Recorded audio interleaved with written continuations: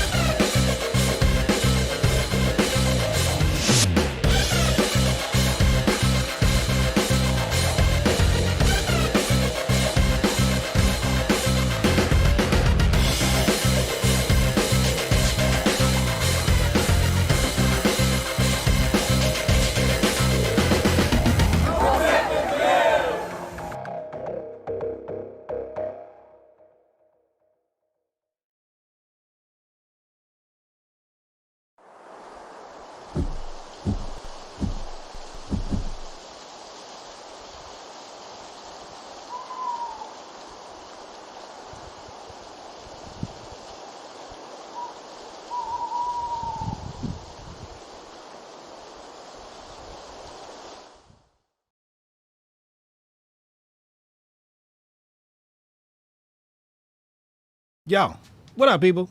We back. That Hotep Jesus dude. Yo, grifting season. Oh, preseason for grifting season is off the chain right now. Oh man, shout out to the chat. The chat is lit. Shout out to my members: Chant, Penty, DMW, K, Sauce the Prophet.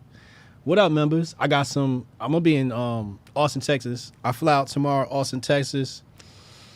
Depending on what tier you are, remember, I got some exclusive BTS footage coming. Potentially, maybe it's either going to be blockbuster or just like, oh, okay, there's some cool BTS footage.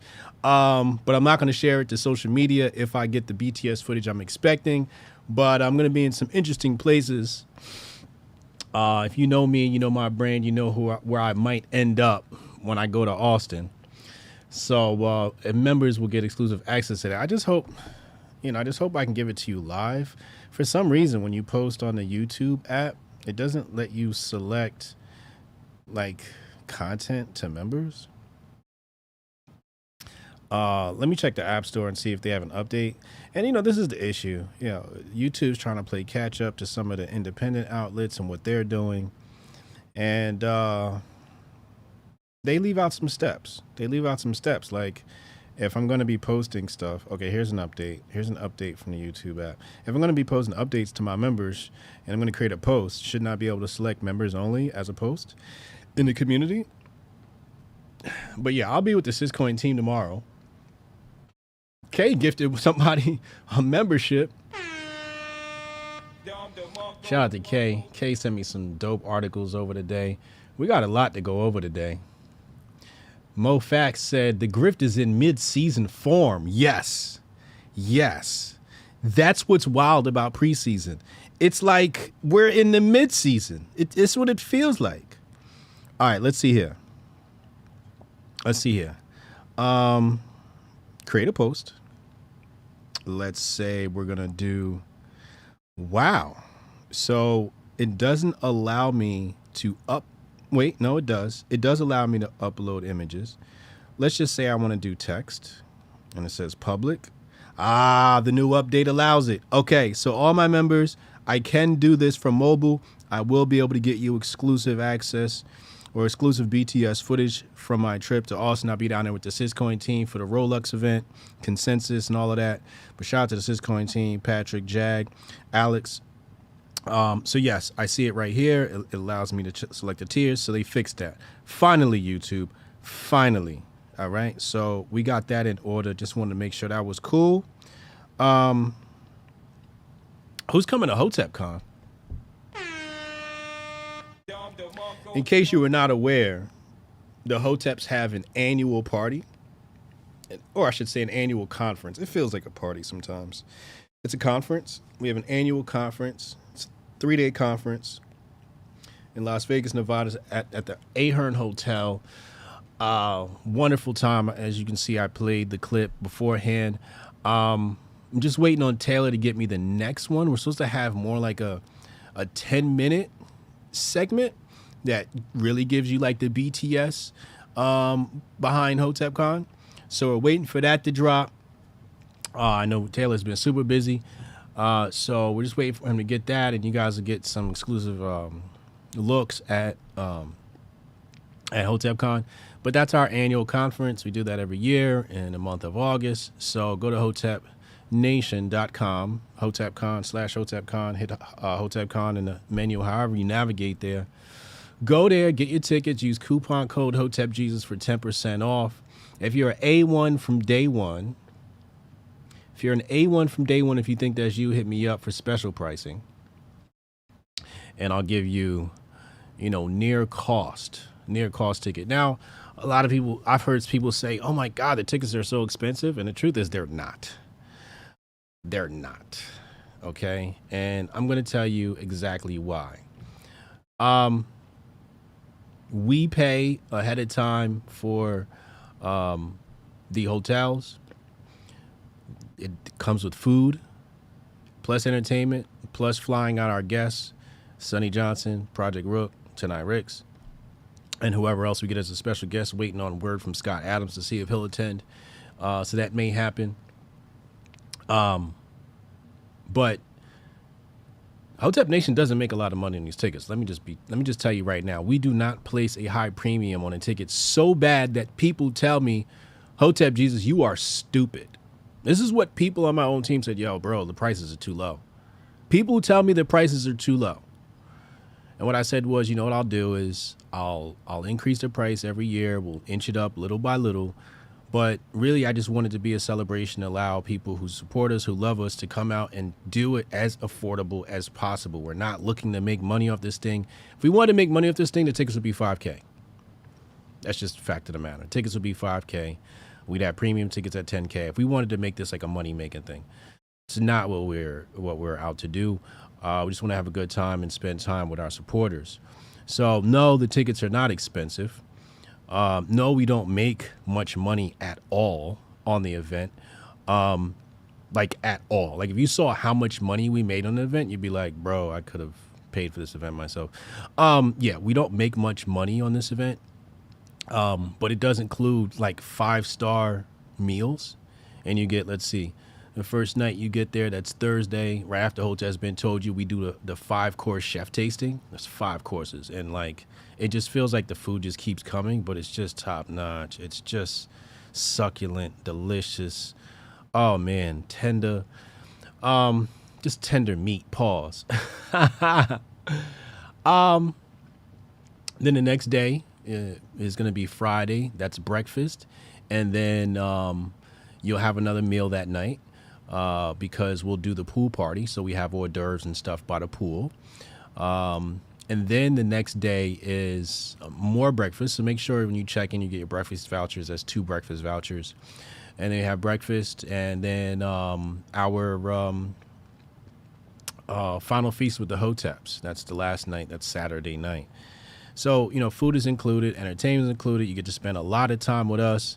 Some of y'all will be taking a walk to the side street to indulge in the cannabis activities. That is not a part of HotepCon. It is an Hotep Jesus exclusive, and we do not endorse the use of cannabis. But you know what? When I'm with my homies and I'm with my Hoteps, if, we want to take a walk to the side street and indulge, we can do that in America now.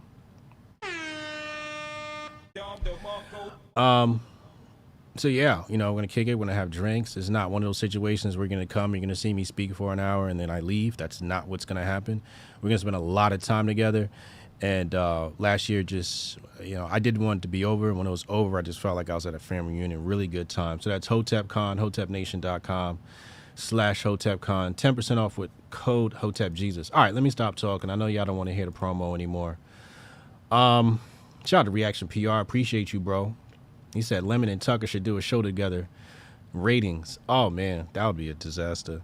All right, let's go into today's topics. We got so much to cover. I want to save the Tucker Don Lemon stuff for after. I just want to dive right into the Ray Epps stuff, and then we'll talk about Tucker and Don Lemon. Keep in mind what I said about Tucker a few weeks ago, because somebody said, something about, I think it was a super chatter or a caller, and they said something about Tucker leaving. He shouldn't leave or should leave. I forget what their opinion was, but my thing was, I thought that I think the person asked, why hasn't he left yet? I think that's what they asked. Chat, correct me if I'm wrong, if you remember that, if you're one of those people that said that. So yeah, remind me, we'll talk about that when we get to the topic. Right now, however, we got to get to the man of the hour, Ray Epps. Let's pull this up. Hold on. It does this funky after thing. February's cataclysm. All right, here we go. For millions of consumers of concern. All right, so here we have 60 Minutes invites Ray Epps on. And I'm going to give you my opinions throughout, and then we're going to talk about this. But this is just abhorrent. Let's get into it. Conservative news. Ray Epps is a notorious villain, a provocateur. A notorious villain? Come on, man. Cut it the fuck out. A notorious villain? To who? Responsible for turning peaceful protests on January 6th. Nobody thinks this guy is a notorious villain. We think he's suspect. He's mad suspect, but I wouldn't say notorious villain. And that's what the media likes to do. They like to have they like to use hyperbole. I always talk about that. The hyperbolics. Into a violent assault on the U.S. Capitol. The irony is that Epps was a passionate supporter of President Trump. You heard what he said. He was a passionate supporter of Donald Trump. Let's go. Who went to We're going to come back to that point, by the way. Washington to protest the 2020 election. 202-596-5631 is the call-in number. I'll open it up later. 202-596-5631. But his often contradictory behavior that day spawned a full-fledged conspiracy theory, casting him as a government agent who incited an insurrection. Today, Epps is in hiding after death threats forced. Now, listen to what he just said. And if you're wondering why I keep stopping this, copyright purposes, but when they say he's being accused of being a government agent, and then you tell us he's in hiding, well, we have no choice but to speculate.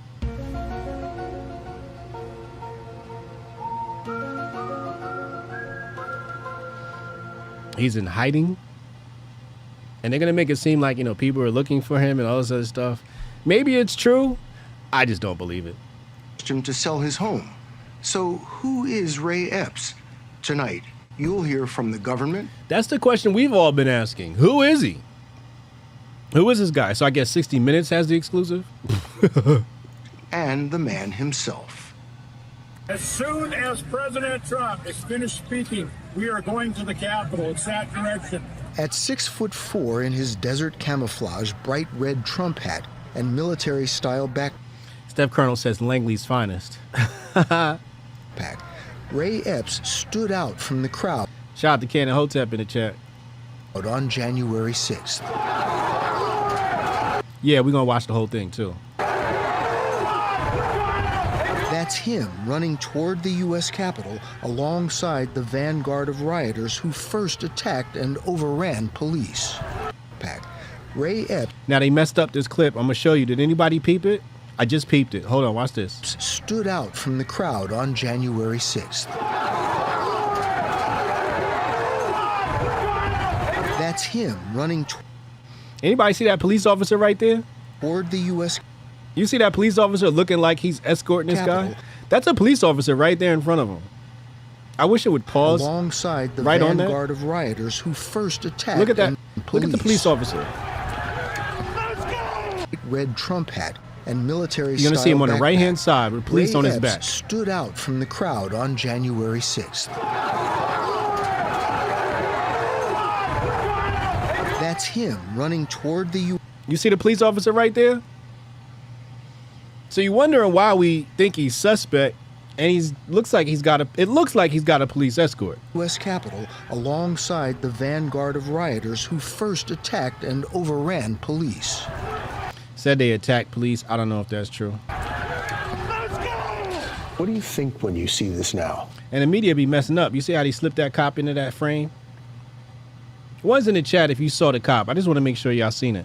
One's in the chat if you saw that dude on the right-hand side with the black shirt that said police on the back. Was that a police officer? It brings back some bad memories. It's hard to see our Capitol under attack. Come on, yo. Oh, it's hard to see our Capitol under attack.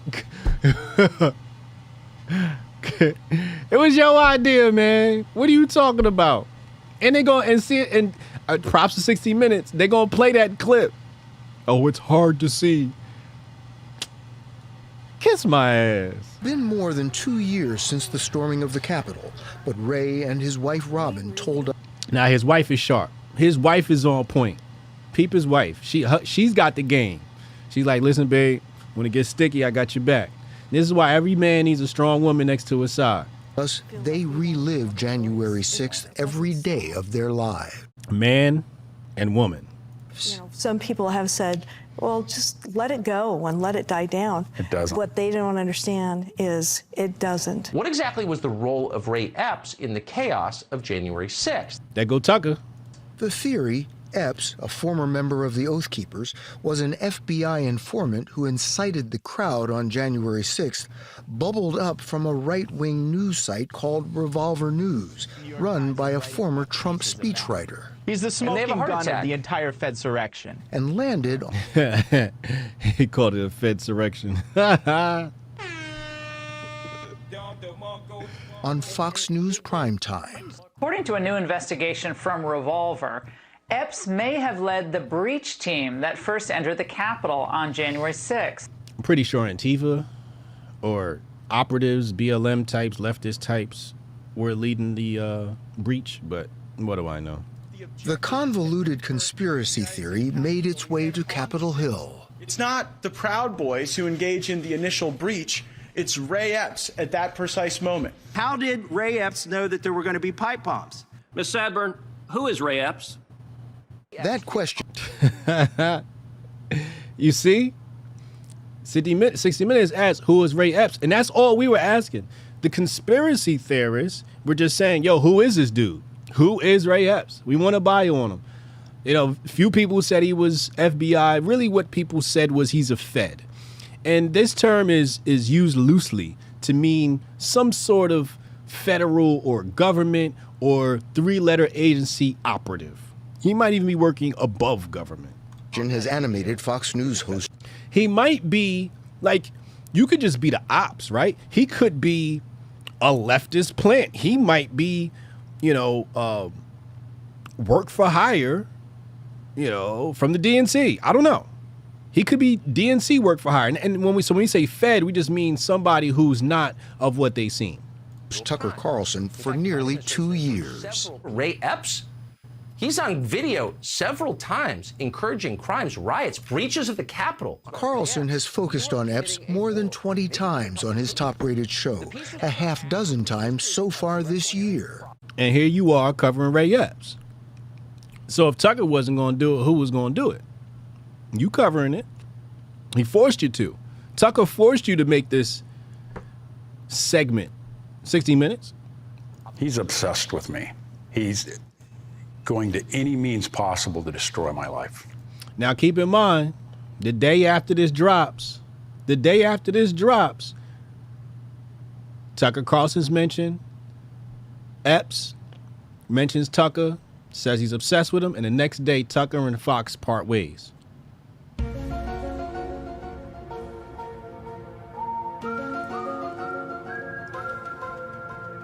Let's continue. And our lives. Why? To shift blame on somebody else. If you look at it. Shift blame on who? The blame right now is on Jan 6 protesters, and correct me if I'm wrong, but Ray Epps, you are a Jan 6 protester. So who else should we shift blame from but you being in that crowd if there is to be blame for an erection? Erection, my bad. Pause. Insurrection. Heavy pause on that. Fox News, Marjorie Taylor Greene, Ted Cruz, Gates, they're all telling us before this. Yeah, I'm heavy on that master focus, man. I'm heavy on that master focus. Seasonal bug is going around. It got me. It got me. I ain't gonna hold you, but it ain't get me heavy because I'm on that master focus. Thing that it was stolen. Not to make any claims that master focus is curing any diseases, because it doesn't do that. It just puts your body in a nice, healthy state. So you tell me, who has more impact on people, them or me? Epps. Yeah, I don't know. I think you, bro. You had a healthy impact on people, but let's continue. Once a loyal Fox News watcher told us he doesn't understand how he got cast as the villain. The Epps version is more mundane. They believed the 2020 election had been stolen from Donald Trump and considered January 6th a legitimate protest. It was a sloppy election. And then to top that off, you have... So he was one of those election deniers. One of those election deniers. Just got a text message from one of the homies. So he's one of the election deniers, you know, one of those bad guys. He was one of them. Talking heads reporting that there's problems with the voting machines and different things like that. The election's stolen. So yeah, we had concerns. I wanted to be there. I wanted to witness this with my own eyes. Epps went to Washington with his 36-year-old son and almost immediately stepped into trouble. The conspiracy theory starts here, the night of January 5th. Give me 1 minute. Give me 1 minute. Give me 1 minute. Y'all ready? They about to drop the bomb on them. On the streets of D.C., tensions were running. Now, I know Ray Epps was sweating when 60 Minutes pulled this clip up. High at a pro-Trump rally, being live streamed on the internet. The Marine veteran tried to take charge. I'm going to put it out there. I'm probably going to go to jail for it. Tomorrow, we need to go into the Capitol. Into the Capitol. You heard him. You heard him. Now, just a few moments ago, he tried to say he wasn't one of the bad guys, but we got him the night before Jan 6. We got him the night before Jan 6 in 4K. 60 Minutes got the clip right there. And he trying to act like he wasn't with him, but you heard him. We all heard him. What? And you hear Bake Alaska in them. They like, no, what are you talking about? Well, what are you talking about? No, that's not what we're going to do. So who's the bad guys here? It looked like you was outnumbered. It looked like there was a bunch of good guys and you were the only bad guy, Ray. Peacefully, fed. Oh, peacefully. Fed. To some, and that's when he got called a Fed. Baked Alaska, who did his time in jail over the J6 situation, because he did go inside the Capitol. He was there. Called him a Fed right there on the spot. So when you want to wonder why people have called him a Fed, it happened immediately. He knows why.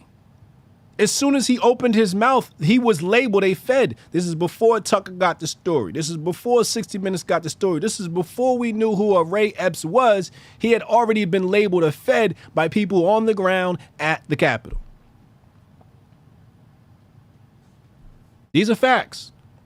in the crowd, Epps seemed so over the top, he must have been a government agent, a Fed sent to entrap them. Yeah, that's what it sounds like.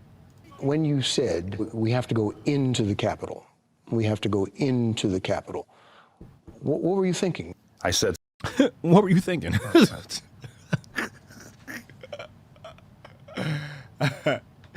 You know, now this guy's a pro, because how we asked that question, you know, what were you thinking? It's to a little bit lets Ray off the hook and lets him know, hey, you better posture this as if you were wrong. But saying, what were you thinking, implies in some ways that he was wrong. some stupid things. My thought process, we surround the Capitol, we get all the people there. Surround the Capitol. You want to surround the Capitol. What does that sound like to y'all? That sounds like insurrectionist talk to me. Usually you have an enemy, sometimes you try to circle them. You know, that's one tactic, circle your enemy and close them in. I mean, I had problems with the election. It was my duty as an American to peacefully protest, along with anybody else that wanted to. The next morning, January 6th, Epps was out by the Washington Monument, still focused on a single goal. Yo, shout out to the Kyle Rittenhouse did nothing wrong sign. That was savage. We are going to the Capitol, where our problems are. It's that direction. You see him right there. Mr. Tour Guide, Mr. Insurrectionist Tour Guide, Mr. J6 Tour Guide. It's that direction over there. You seen him point. You saw it. Here, we're going to walk down to the Capitol. While President Trump was still speaking at the Ellipse, Ray... Now you see how they did Trump. They didn't play the whole clip where he says peacefully. Because Trump says peacefully. He didn't say go in the Capitol. He said he was going to walk down there peacefully.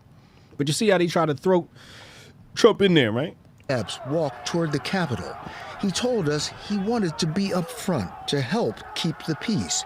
Oh. So this guy is an election denier. The night before, he says we need to go into the Capitol. He's telling people which way the Capitol is. Mr. MAGA hat, Mr. Fox News, Mr. Veteran. I want to be in front because I wanted to keep the peace. Get the fuck out of here. I try not to curse on my show, but get the fuck out of here with that one. I wanted to be up front because I wanted to help keep the peace. FOH. What happened next at Peace Circle, where protesters first overran police, is seen as a smoking gun. Epps pulled this agitated rioter aside and said something. Conspiracists say he was giving marching orders, because seconds later, this happened. I found something else suspect in this footage. I'm gonna show it to y'all. Hold on. The first Capitol police officer goes down. As closely as you can remember, what exactly did you say to him? Yo, y'all seen that police officer fall down? Hold on. Dude, we're not here for that. He was giving marching orders, because seconds later, this happened. Oh, I can't change the speed.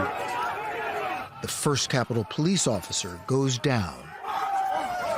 You saw that police officer? He just laid down on that ground? Y'all seen that?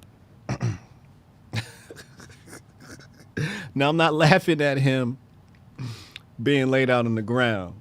I'm laughing because that would have been me. If I was at the Capitol and I was a police officer and they pushed that fence ever so slightly, oh, my neck, my back, my neck and my back. Bro, I'm hurt. I need time off. I need a disability check. I might have to sue y'all for setting me up, cause y'all didn't prepare me. What's up? Y'all didn't prepare me. You didn't give me the backup we needed. Should have been a National Guard down there. Look at that cop laid out on the floor. As closely as you can remember, what exactly did you say to him? Dude, we're not here for that. The police aren't the enemy. Something like that. Did anyone from the federal government direct you to be here at the Peace Circle at this time? No. No one from the FBI? No. Your old comrades with the... He's not under oath, so, you know, if you're an agent, you're gonna lie. Oath keepers? No. I think what is so damning about the video is that there's a barrier there. The barrier gets knocked down, and a police officer, a female police officer, gets knocked down. And the mob including you, walk over the barrier and march on toward the Capitol.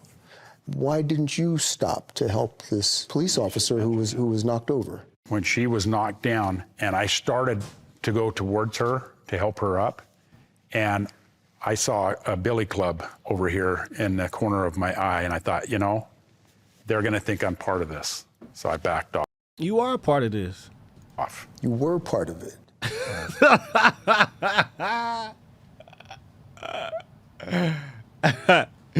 Did y'all see that? I was there. Knocked down. And the mob, including you, walk over the barrier and march on toward the Capitol. Why didn't you stop to help this police officer who was knocked over? When she was knocked down and I started to go towards her to help her up, and I saw a billy club over here in the corner of my eye, and I thought, you know, they're going to think I'm part of this. So I backed off. You were part of it. I was there. I wasn't a part of that. Did you see the long pause? Look at the long pause. You were part of that. Knocking her down. And he wasn't part of... Knocked down. And the mob, including you. And then I want you to pay attention to the wife. Because she like, oh, you messing this up, babe. I'm a hop in and help you. This is why you need a strong woman by your side. You walk over the barrier and march on toward the Capitol. Why didn't you stop to help this police officer who was knocked over? When she was knocked down and I started to go towards her to help her up, and I saw a billy club over here in the corner of my eye, and I thought, you know, they're going to think I'm part of this. So I backed off. You were part of it. I was there. I wasn't a part of that, knocking her down. And he wasn't part of the violence. There's a big difference there. Her suit is sharp. She got the glasses on. She got the fresh cut. She's on point. You see his wife? Ray Epps' wife might be a Fed. Hotep, you're a genius. HotepJesus.com. She might be the person he reports to. Look how sharp she is. She looked like the female 007. There's a big difference Ooh. there. See the gray suit with the black top? I might have to put that one in my arsenal. I need a gray suit with a black shirt. That's fly right there. I wasn't a part of that, knocking her down. And he wasn't part of the violence. There's a big difference there. Is that you there? Ray Epps was never seen Now here's the part where I saw something suspect. Let's see if y'all catch it. committing an act of violence that day. Right there. Did you catch it? I'm gonna play it again. Or entering the Capitol. Epps told us when he saw the Capitol. Epps. There's a big difference there. Ray Epps was never seen committing an act of violence that day or entering the Capitol. Did anybody see it? Did anybody see it? There's one person in that crowd that stands out amongst the rest. Looks very suspect in that crowd. I'm going to play it one more time, maybe twice, to see if y'all catch it. Epps told us when he saw the violence that day or entering the Capitol. The violence that day or entering the Capitol. The violence that day or entering the Capitol. The violence that day or entering the... Did y'all see it? Did y'all see it? Time's up. You know what's suspect Capitol. about this? Epps told us when he saw the violence... Capitol. Epps... A white man with dreadlocks at a MAGA rally.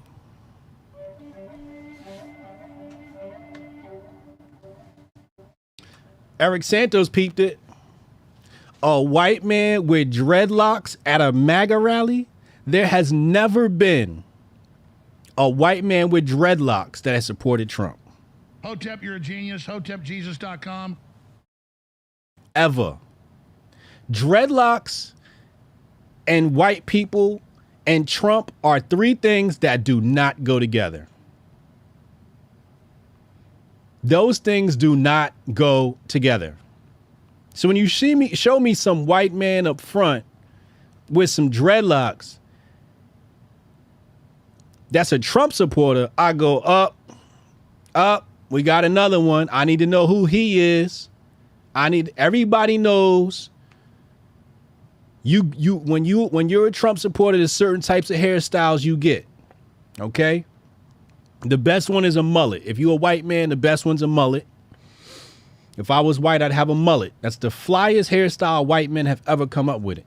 Then you got your crew cut, your military style crew cut. Those are the two basic hairstyles you're going to get from white Trump supporters. Okay? You might get your occasional Beatles look, that some of the young boys wear. But a white man with dreadlocks at a Trump rally doesn't happen. Never seen it before. You will never see it again. You've never seen it before, and you will never see it again. I'm going to show it to you one more time. Let's look at it. Epps told us when he saw the Capitol. Epps told. And I started to go her up. I wasn't a part of that. And he's got the most energy out of anybody, too. Like, he's all in, which gives me actor vibes. Knocking her down. And he wasn't part of the violence. The violence that day, or entering the Capitol. Epps told us when he saw the violence, his fervor to enter the building became a desire to play peacemaker. Hey guys, they're not the enemy. They're not the enemy. Appreciate you guys. And police body cam video backs him up. I thought I could stop it. So I went back. I'm going to tell you what's suspect about this whole interview after it's done. Back and forth. I talked people down and worked the line back and forth. Step down, we're good here, that kind of thing. Yeah. You know why you was trying to help the cops? Because you is one. Hotep, you're a genius. HotepJesus.com. Potentially. And I kept it that way for quite some time. Take a step back. We're holding ground. We're not trying to get people hurt. They don't want to get hurt. You don't want to get hurt. Just back up. Epps says he left the Capitol grounds to help evacuate an injured man. The time, 2:54 p.m. I looked back at the Capitol, and there was people crawling up the Capitol walls, and it looked terrible. I mean, I was kind of ashamed of what was going on at that point. So I started to walk out. He told us that's when he sent this text to his nephew.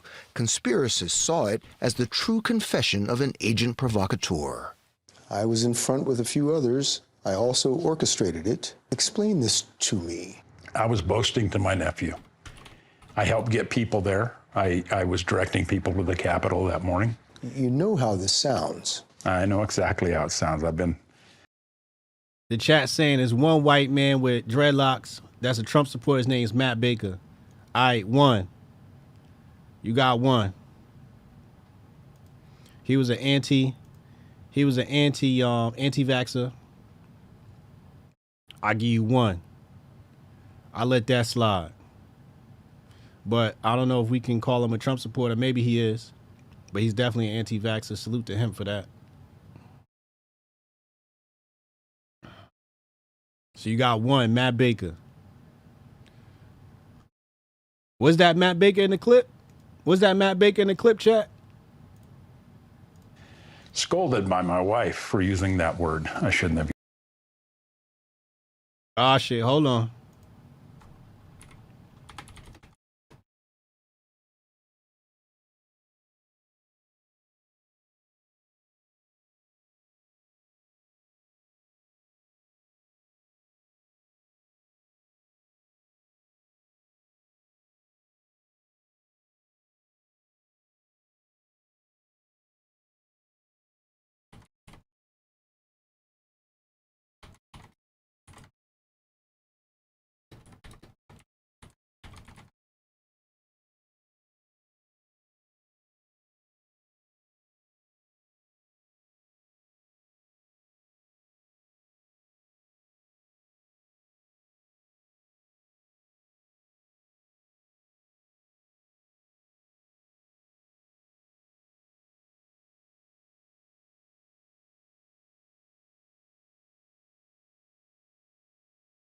Shout out to Rumble. Rumble's still with me. Rumble's still up. Shout out to Rumble. Rumble ain't had no problems. Shout out to Rumble. Rumble's still with me. We live on Rumble. Y'all can see me there too. Hotep TV on Rumble. Don't worry, we always got the backups. We always got the backups. Don't you worry. Shout out to my Rumblers rumbling. Error. Your stream has been temporarily blocked because we detected audio and video. Copyrighted audio and video. No worries. All right. No, your stream is no longer being blocked due to... All right, so we're back. We're back. We're back on YouTube. No, it's not the feds. Let's be honest. I'm playing copyrighted material. They don't like that. It's all good. Use that word. We're gonna have to pause it in between. I didn't pause it enough. When you add up all of these things, as you gotta keep pausing the video, otherwise they'll hit you with the copyright, situation. But Rumble never went down. Rumble never lets us down. We got 92 over there on Rumble. Appreciate you for tuning in. Let's keep the show going. If YouTube takes it down, we're just gonna be on Rumble. Your critics have done, you've given them a lot of ammunition to paint you as... Saying fair use doesn't work either. You can say fair use as much as you want. You just have to pause the video in between. This instigator. There was an effort to make me the scapegoat. There was an effort to make you a scapegoat? You know who that effort came from, Ray? You.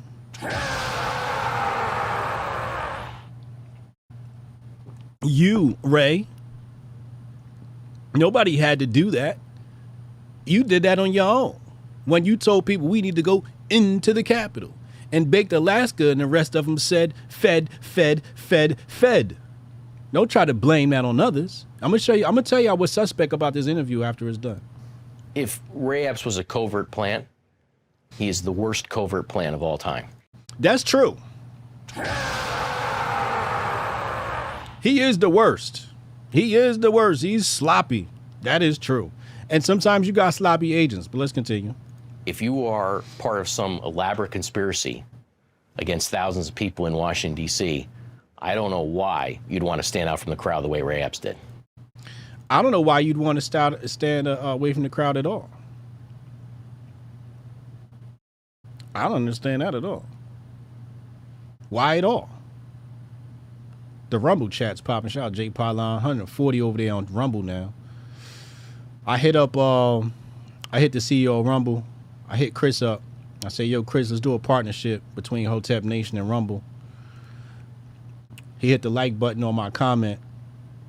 Potential collab coming soon. Hotep, you're a genius. HotepJesus.com. Let's go back.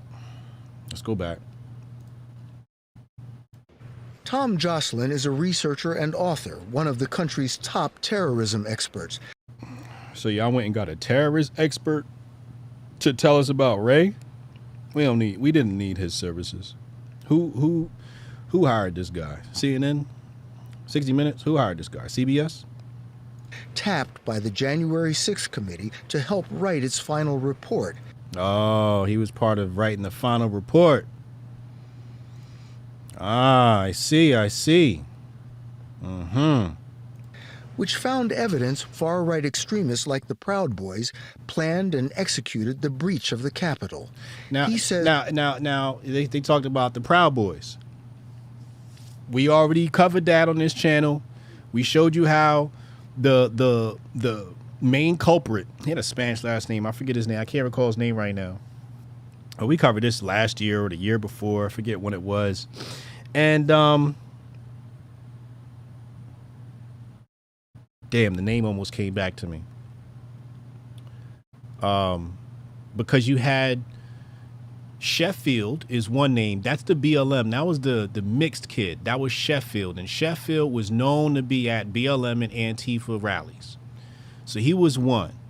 Now the Proud Boys, this guy was extracted before January 6th. I want to say the day before they extracted him, arrested that leader of Proud Boys. So they want to say, oh, this is a Proud Boys thing, I don't know. As the committee interviewed Epps and found he wasn't important enough to put in the report. I wouldn't defend Ray Epps or anybody else who was. He wasn't important enough to put in the report. But he was important enough to bring on 60 Minutes. And he was important enough to bring this terrorist expert in to talk about him. But he wasn't important enough to put in the report. Even though he was one of the main ones leading people to the Capitol and suggesting to be in the Capitol.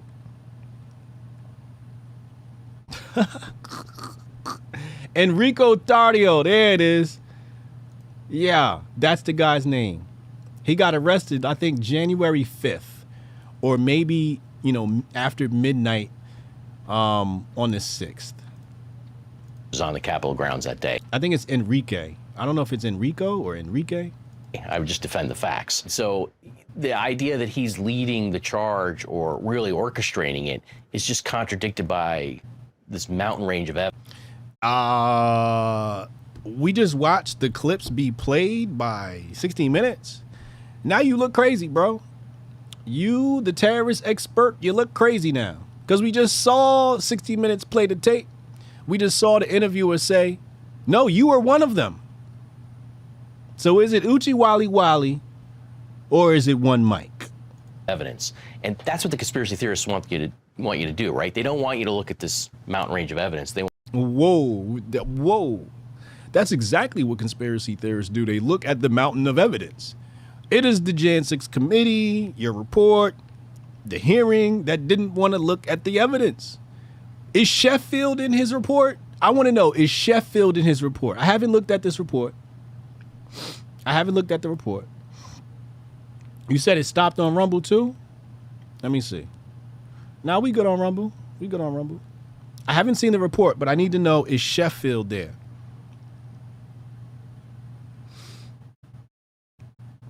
Yeah, I know, Cannon. We gonna cover that. He on the thumbnail. We gonna get to Don Lemon. We gonna get to him. We gonna get to Don Lemon and Tucker. Don't worry. We got a lot to cover today. I ain't going nowhere for a minute. And we gonna open up phone lines. I want you to turn around and focus on this pebble on the ground named Ray Epps. Pebble on the ground. Via Pebble, why are you on 60 Minutes? I also don't want you to look at what President Trump was saying and doing. He calls Epps' behavior. We know what Trump said. Trump said you can go to the Capitol, march peacefully. Trump also said he wanted more backup. He wanted more authorities. He wanted more whatchamacallit? Who's the group that they send out? Reserves. He wanted reserves there. He said bring the National Guard out. Behavior baffling, but not evidence of a conspiracy.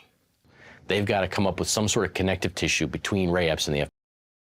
They have to come up with some sort of connective tissue between Ray Epps and the FBI. And we don't have to do that. We're not saying he works for the FBI. What we're saying is, dude is mad suspect. That's what we're saying. And he's still suspect, even after this interview. FBI, and they've got none. And I want to say his wife is the one. The way she was sharp, looking like the female 007. And so they can make up all sorts of ad hoc arguments to justify their beliefs, but that's all they are. We looking at a mountain of evidence, bro. We looking at the evidence 60 Minutes just gave us. Yo, Rudy, I'm at Hotep TV on Rumble. Hotep TV on Rumble. We share that channel. Me, Cannon, and Unc share the channel on Rumble, Hotep TV. It's not actual investigative work. It's not actual evidence. Investigative work has been done. A lot of people have done investigative work, which is why Ray Epps became the big name. January 6th committee looked at the evidence, video, phone records, travel. I'm not going to finish this video because I just don't feel like pausing it because of copyright issues. So we're going to receipts. So did the FBI. So what we're going to do is I'm going to tell you my thoughts on the situation because there's no meat left on these bones in this video. I watched it already. Here's what makes this 60-minute situation so suspect, okay? This is what makes this 60-minute situation so suspect. I'm going to tell you right now what makes it suspect. The fact that they're talking to a Trump supporter. When have you known mainstream media to talk to a Trump supporter and not attack them? When have they given them a mic and not attacked them? Oh, poor Ray Epps, the lone Trump supporter. He's such a victim. And you wonder why we calling him a fed. If we want to talk about mounting evidence, the way y'all treating him. Oh, he's got to go into protective custody. He's hiding. Oh, poor Ray Epps. Y'all protecting him. That's what makes him look like the ops. That's what makes him look like the ops. Somebody said his wife is the handler 100. Y'all, she looked like it. She looked like the handler.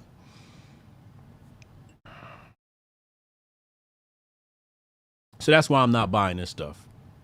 That's why I'm not buying this stuff, because there's no way you would have a Trump supporter on your channel. I mean, when was the last time they had a Trump supporter on that wasn't a Fed? Or that they didn't attack or try to make look bad. So it's suspect. It's all suspect. It's all suspect. 60 Minutes doesn't do a good job covering this story. I give them a D+. And the only reason why they got a D+ is because they actually played the clip of him saying he wanted to go into the Capitol. The only reason why. It's the only reason why. It's the only reason why. Only reason why. 129 over there on Rumble, but only 16 likes? Yo, Rumble, hit the likes. Yo, let me get 100 likes over there on Rumble, please. How many likes we got over here on YouTube? We got a lot to cover. YouTube got 115. We can hit, let's hit 150 likes on YouTube. Let's smash the algorithm. All right, what we talking about next? Let's talk about Tucker and them. Right? Is that what y'all want to talk about next? Let's talk about that. Hold on a second. Let me bring this up on the screen. Let's go here. Oh, wait. Hold on. Before we move, I forgot I had this. I'm sorry. We got to play this clip. I have a clip that dropped this weekend. Damn, we got a lot to cover today. Oh my God. We got to talk about the Phil Jackson comments. All right, let's just play this clip. Hold on. Ray Epps, Let's go here. Let's go there. Watch this. So, Dom Lucre has a Twitter Spaces where apparently he says this is the adopted daughter of Ray Epps. Accuses him of being a Peter. So let's just listen to the clip. his name's James Ray Epps.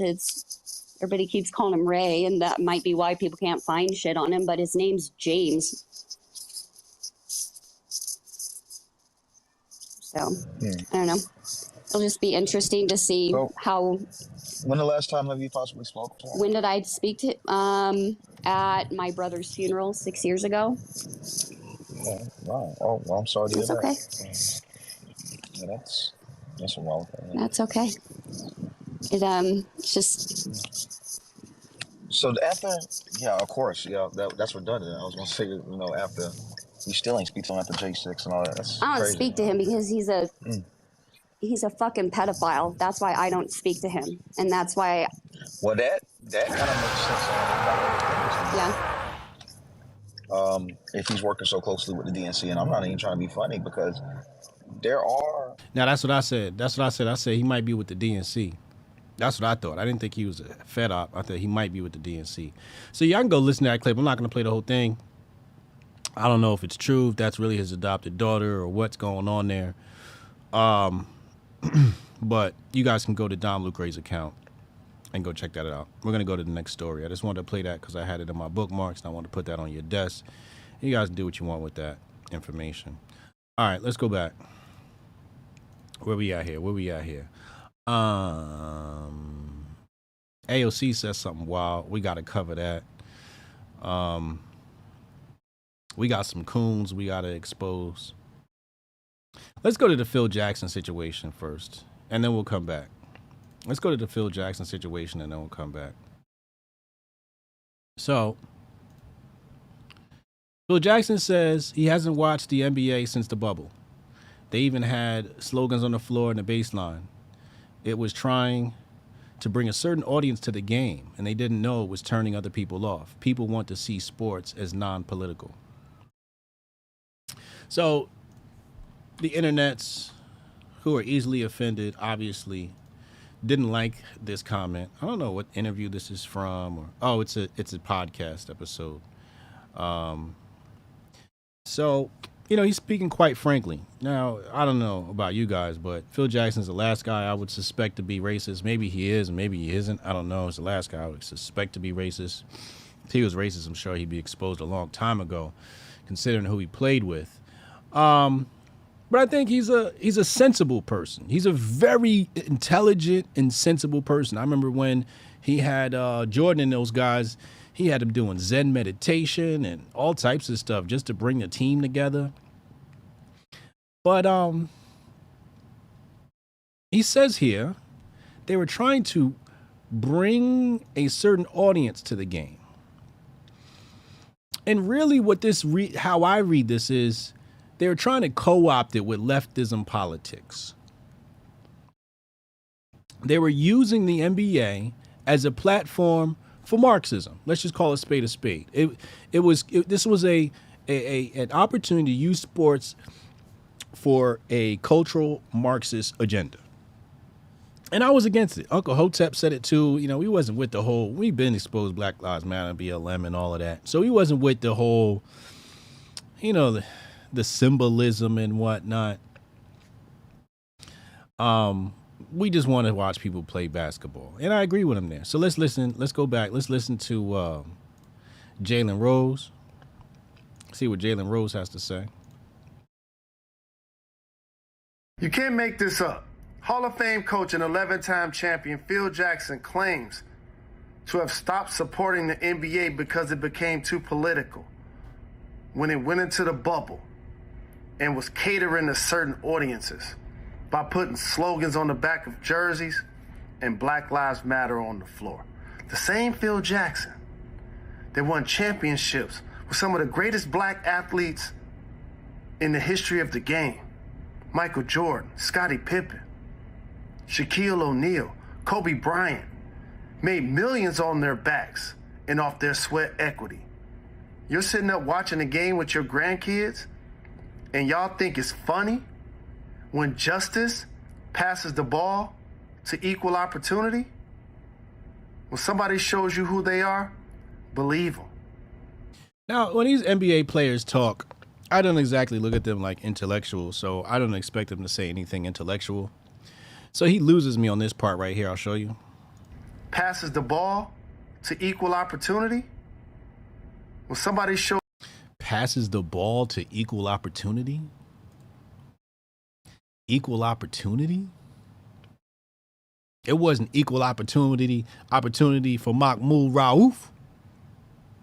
It wasn't equal opportunity for Doc Rivers when Doc Rivers got ostracized for being a Christian man. What are you talking about? It wasn't equal opportunity for Kyrie Irving. Hotep, you're a genius. HotepJesus.com. It wasn't equal opportunity for Kyrie Irving. I'm going to say it one more time. Where was the equal opportunity for Kyrie Irving? This is selective justice. And it's not even justice. It's just us. And I ain't in that group of us. This is Jalen Rose reading the room, trying to get a couple of brownie points, but nobody cares because they just want to watch basketball. The average mind is going to be upset or not care about what Phil Jackson says. Frankly, I don't give a damn, but the last thing we about to do is act like what the NBA is doing or was doing was any good. I don't want to see it. When I played Spider-Man a game and I had this, you know, I got the bonus BLM outfit. I'm like, oh wow, y'all put a BLM mural in the Spider-Man video game.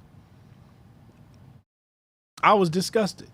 I wanted to turn the game off, but I was having too much fun at the time. Hotep, you're a genius. HotepJesus.com. I just happened to be in a flow. I'm tired of seeing it. You know, when I see it, I just see the devil. When I see BLM somewhere, I just see the devil. I don't even see a BLM no more. I just see Satan on the wall. I see the destruction of the black community when I see that. Whenever I see that statement, I just go, oh, damn, they coming for us. I just see, when I see BLM, I see rainbow flags and I see pink and blue flags. That's what I see. I don't see black people. I see agendas. I see cultural Marxism. I see gender affirming care. DEI, which is an anagram for DIE. That's what I see when I see BLM. But I happen to read every once in a while. And I know players like this, he doesn't have time to read. I'm sure he doesn't. And if he is reading, he's probably reading some leftist propaganda, some, I don't know, whatever like black people read to make themselves feel pro-black. I don't know, was it W.E.B. Du Bois or something like that? You know, whatever it is, you know, Baldwin, you know, whatever the hell it is that they're reading to make themselves feel like they've studied being black. Meanwhile, Marcus Garvey gets faded to the back. These integrationists, that's what they are. They're integrationists. So that's what happened with that. Let's move on, because I could talk bad about these fools all day. And we just don't have that type of time. Let's go to the next story. Now, we have to play the AOC clip to set up the Tucker situation and the Don Lemon situation. So let's go to that. Let's play the clip. And when you look at what Tucker Carlson and some of these other folks on Fox do, it is very, very clearly incitement of violence. Very clearly incitement of violence. And that is the line that I think we have to be willing to contend with. And when you look...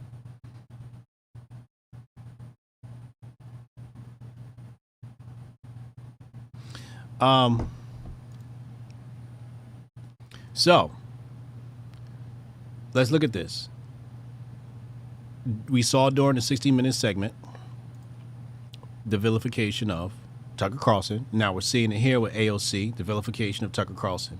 And then Monday comes around and Tucker Carlson and Fox News parts ways.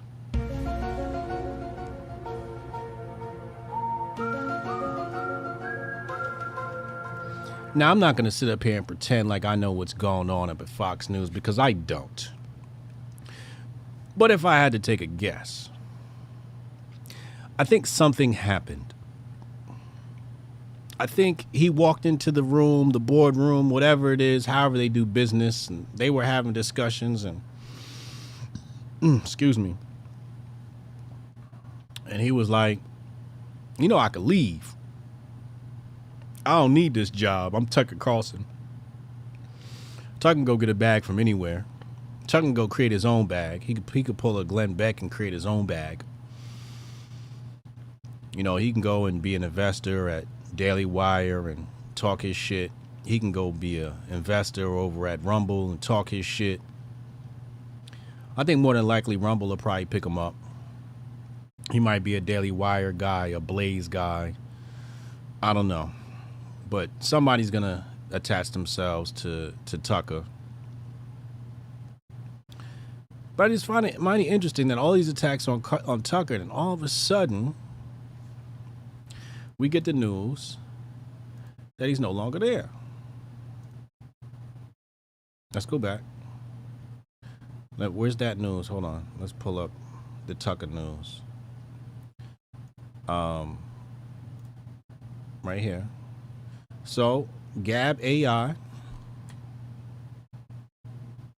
I remember when Gab started out as an AI app, and I criticized him. I said, you guys don't even have any AI. Well, they got AI now.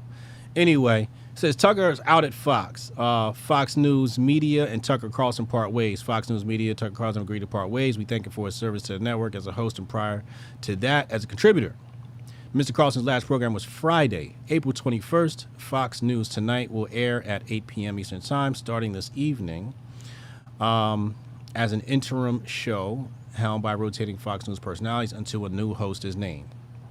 Now, rumors on the streets have it that the new host on Fox News is going to be Hotep Jesus. I love that guy. He's terrific. Fox, listen, call me up. Call me up. Listen. Have your people get in touch with me. Have your people get in touch with my people. I'm looking for a 2-year deal. I need a 2-year deal. I don't want to do anything more. Mostly because, you know, I want to get acclimated with the environment. I want to get acclimated with the job. I don't want to do anything long term because I just don't want to lock myself in to the duties of having a job. I'm one that I haven't had a job since 2017.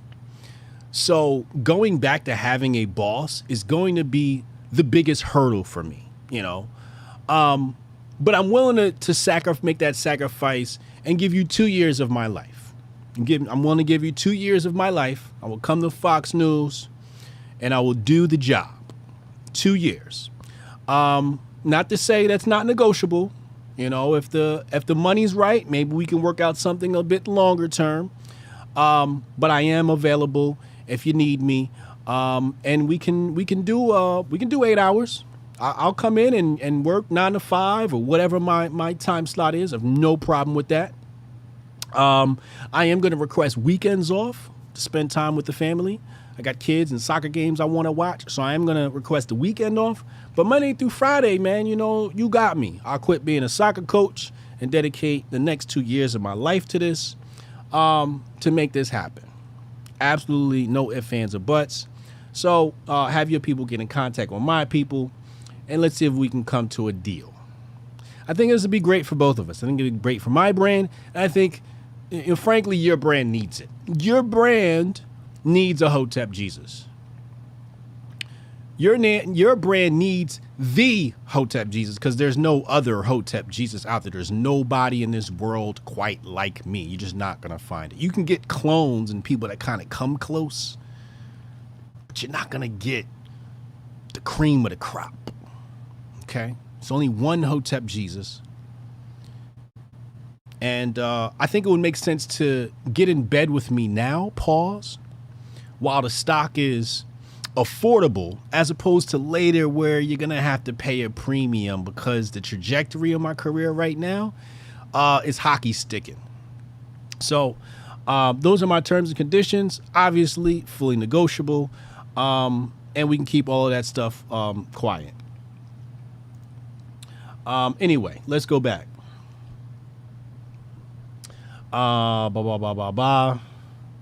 Somebody said I'll work restaurant hours. Eric Santos. I don't mind that. We could do the restaurant hours. I'll work restaurant hours. I have no problem with that. 9 to 5, 5 to 9, whatever it is. Whatever it is, I don't care. I'm willing to do the job for 2 years. Try it out. See how it works.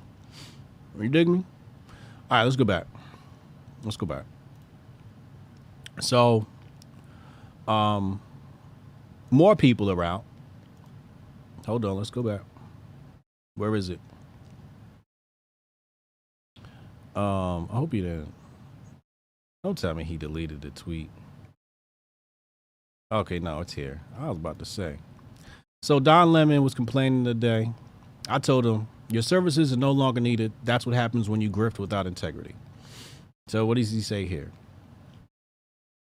Hold on, let me just verify this is officially his account. I see the verification, but you know, weird stuff happens on Twitter.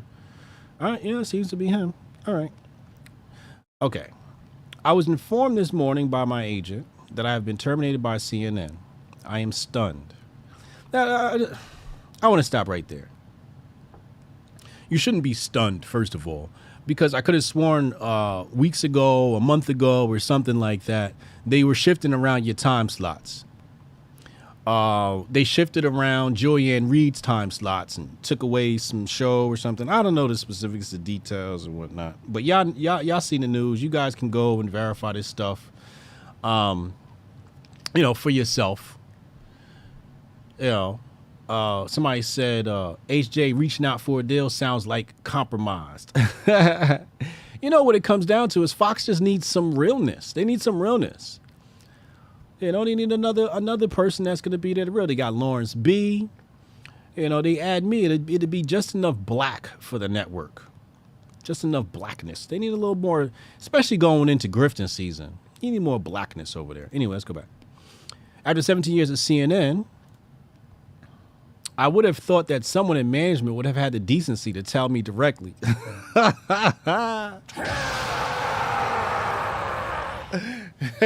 Don Lemon thought they respected him. They thought they respected him. They thought his bosses respected him. Nobody respects a bootlicker, especially the person who's getting his boot licked. When somebody licks your boot, you don't respect them. That's why you make them lick your boot. Bootlickers don't get respect, Don. So I don't know why you thought you was going to get a phone call from management. They didn't respect you. You were a pawn. Your time's up. They don't need you anymore. You no longer fit the agenda. You don't even do the agenda well. You don't even do the agenda well. You don't even do the leftist agenda well. You don't even represent black leftists properly. I can reach my hand into a bag of black leftists and they'll do a way better job than you, Don Lemon. I could reach my hand into a random bag of black leftists and they'll do a way better job than you, Don Lemon. You know, when you're going to grift, you got to have some level of integrity. At least a dash. Like, damn, some of these people don't even have a dash. A dash. Where are we at?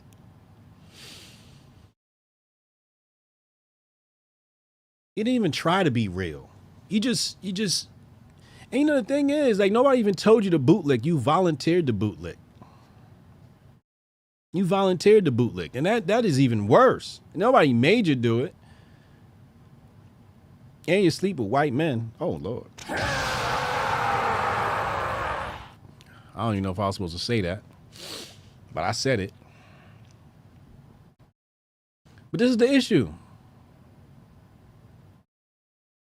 You thought somebody was supposed to respect you, but you was a volunteer bootlicker. The only thing worse than a bootlicker is a volunteer bootlicker.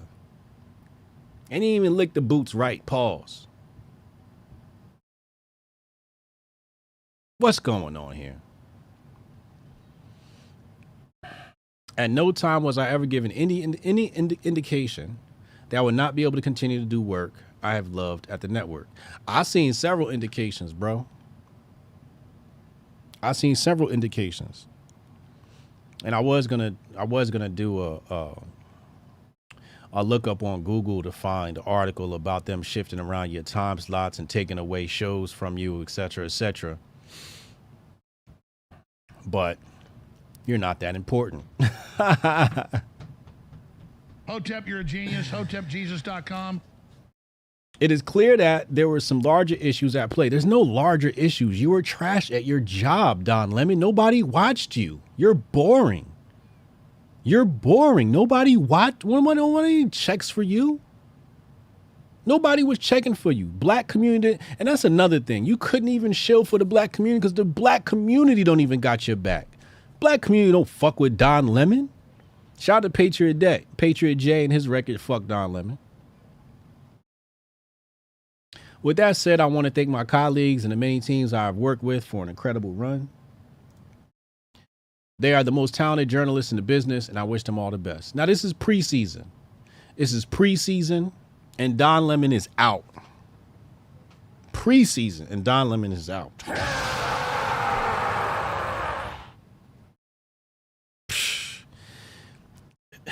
Grifting season's coming up. A lot of changes are being made. Tucker's reading the room. He like, look, I can go independent, make more money. I don't know his contract looks like at Fox, but at least have some ownership, some equity, and something. A little bit of cash flow. But Don Lemon is out at CNN. They got to move things around going into grifting season, man. it's time to really pick your players. Going into grifting season, who's going to really be able to carry your team across the finish line when grifting season gets here? When does grifting season start? Right after the grifties next year. Hotep, you're a genius. HotepJesus.com. So it's all preseason this year, all the way up until the grifties drop. And then we'll be moving into the regular season. Crazy. So I would say I feel bad for Don Lemon, but I don't, because he's just trash. He's just a trash human being. Just a trash human being. You know, when human beings are trash, I'm somebody who, you know, left or right, I can have sympathy, empathy for anybody, depending on what happens to you. But a guy like Don Lemon getting fired, I have no remorse. I have no remorse. He's fucking scum, you know. It's just scum. All right, let's talk about cooning. We got a new coon on the board here.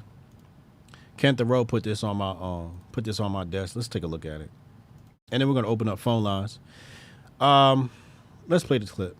Me, because there are some people that were talking about reparations in this country. They wanted reparations, and I remember I made this particular liberal so angry at me because I told them right to their face, nobody owes you anything for slavery. If you want to tell the truth about it, it is you who owes. It's you who owes. Why do you owe? Because somebody in those fields took stripes for you. Somebody, after those fields were ended and slavery was ended, somebody had to walk through Jim Crow for you. Somebody fought wars and died for you. Somebody lived less than because they didn't have what you have, and they did it for you. There are people in their graves right now, and they are there because they were willing to stand up and fight for you. Those folks on the Edmund Pettus Bridge, carrying American flags, take that, Colin Kaepernick, living in a society that he could scarcely acknowledge, something that he has never known, living with a bigotry that none of us can imagine.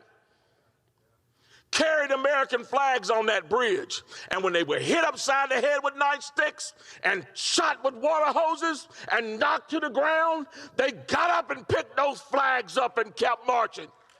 And they did it for you. Nobody owes you anything. If anybody owes, it's you, because you've been the benefactor of freedom. You are the one that owes. So this is from the, it looks like here, 2021 state convention. So this is old. It's old. And I hate covering old stuff. It's 2 years old. But I'll explain the grift. Everybody knows red whites hate reparations and the conversation around reparations. They think black people shouldn't get reparations and all that stuff. So when you have a black man who says no to reparations, it sends tingles up their spine. The hair on their skin stands up. They get goosebumps. They're like, yeah, that's a good nigga right there. And really, he's just a bad American. That's really what it comes down to. He's just a bad American. Anybody who is against reparations is just a bad American. You're a bad American. You're a bad citizen. You're a bad individual. You're morally corrupt. I have no problem with any group of people trying to get restitution from the United States government for all they've done wrong. And I'm here for all groups that want to take the United States government to court, no matter who you are. No matter who you are. If the United States government has done you wrong, you deserve to take those motherfuckers to court. Okay? Because they've done various groups wrong, and black people have been done wrong. It's just a fact of the matter. Right? And I'm not about to sit here and explain my reparations stance. I've done that a million times, and we're not going to get into that. But if you're one of those people that go, oh, black people don't need reparations. Why do they need reparations? Slavery was over. You're just morally corrupt. It just is what it is. You're just morally corrupt. You know, you got a small brain. You know, there's talking points you got to stick to. You know, you have no empathy. And this is why you lose the court. This is why you lose the culture war. This is exactly why you lose the culture war. And this is why I win the culture war. That's why Hoteps win the culture war. Because we call it spade a spade, we call shit straight down the middle. Now, if you want to get you a super coon, you can go get Uncle Hotep, and he can tell you his take on reparations, but that's a super coon. But his take isn't even as bad, right? His take is, as reparations, you're going to get pronouns. And that's true, right? But I think that's different to say, hey, if you want reparations, beware, it's going to come in the form of pronouns. And people are like, hold on, wait, how is this going to be, taken? Ba, ba, ba, ba.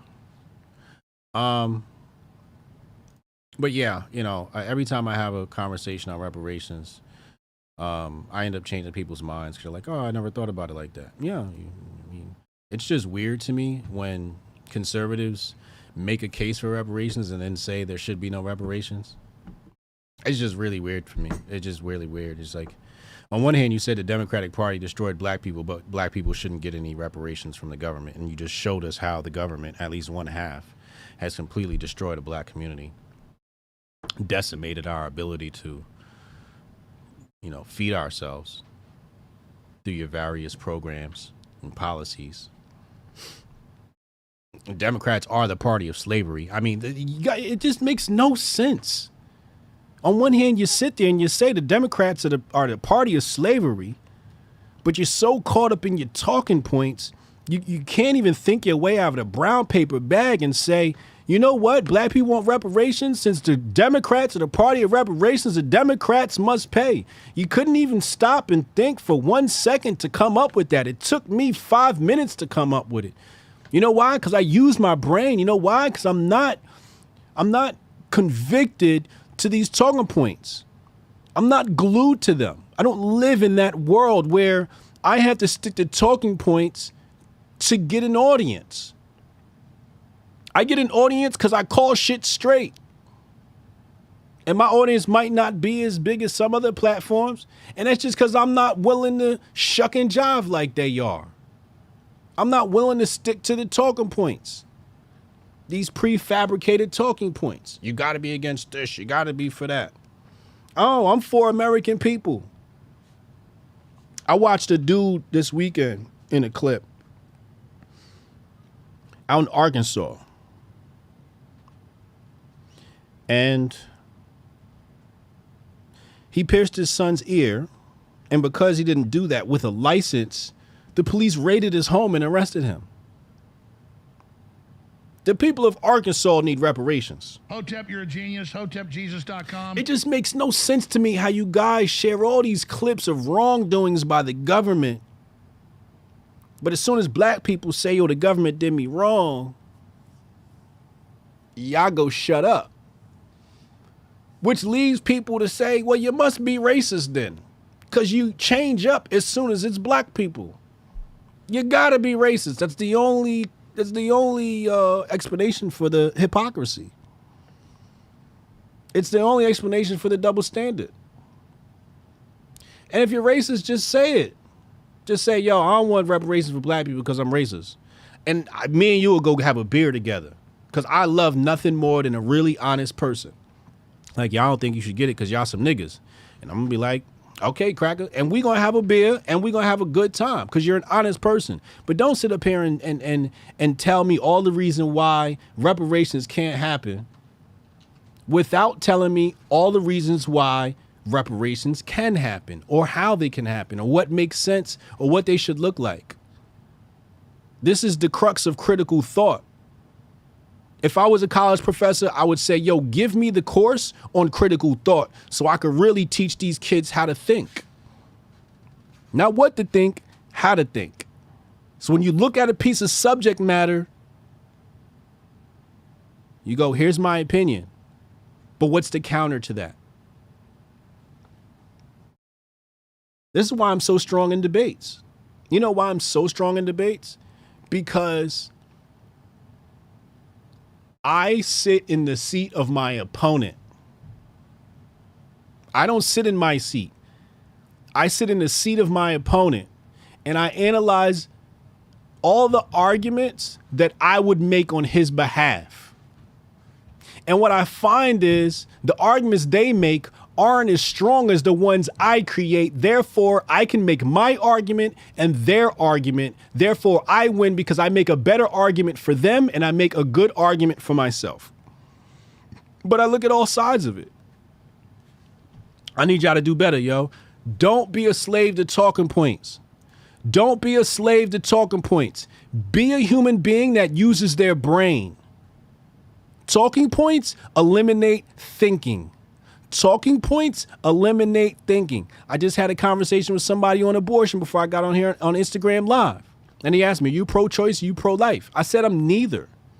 Because both of those are government interference. If I had to choose, I'm choosing pro-choice. But you're not allowed to say that if you align with the right. I don't give a fuck what the right thinks when I say I'm pro-choice. But I'm not saying pro-choice in the way that the left means it. Because the left means Margaret Sanger, Planned Parenthood, let's exterminate Negroes. When they say pro-choice, that's what they mean. That's why I say I don't like to pick one of those because these come with preconceived notions. But I'm pro-choice because I don't want the government in our business. Because it's going to turn around one day and the government going to say, hey, Supreme Court going to say, hey, remember that time we told you guys you couldn't have an abortion? Well, guess what? That set the precedent and said the government can tell you, if the government can tell you you cannot create a life, then the government can also tell you when you can create a life. And they're going to make you have a license for that and go see the movie Demolition Man as they predicted it. Use your brain. Don't get caught on talking points because that's how the left wins. Because you got to stick to your talking points and the left decides the talking points. They decide the battlefield. You guys don't have talking points on the CBDC, do you? No, you got basic bitch talking points. Pro 2A, pro free speech, abortion bad, no reparations for niggas. That's your base? Those are your talking points? What talking points am I missing, y'all? What talking points am I missing? So we have a dude in the chat. His name's Gunzo. And he says, are you a victim, HJ? You are sounding like one.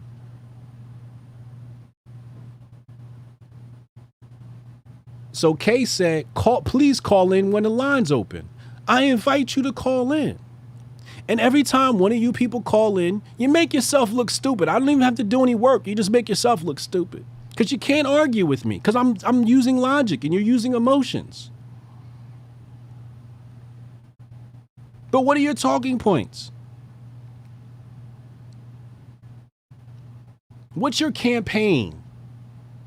What's your campaign platform? You know, the right was so misled and is so baseless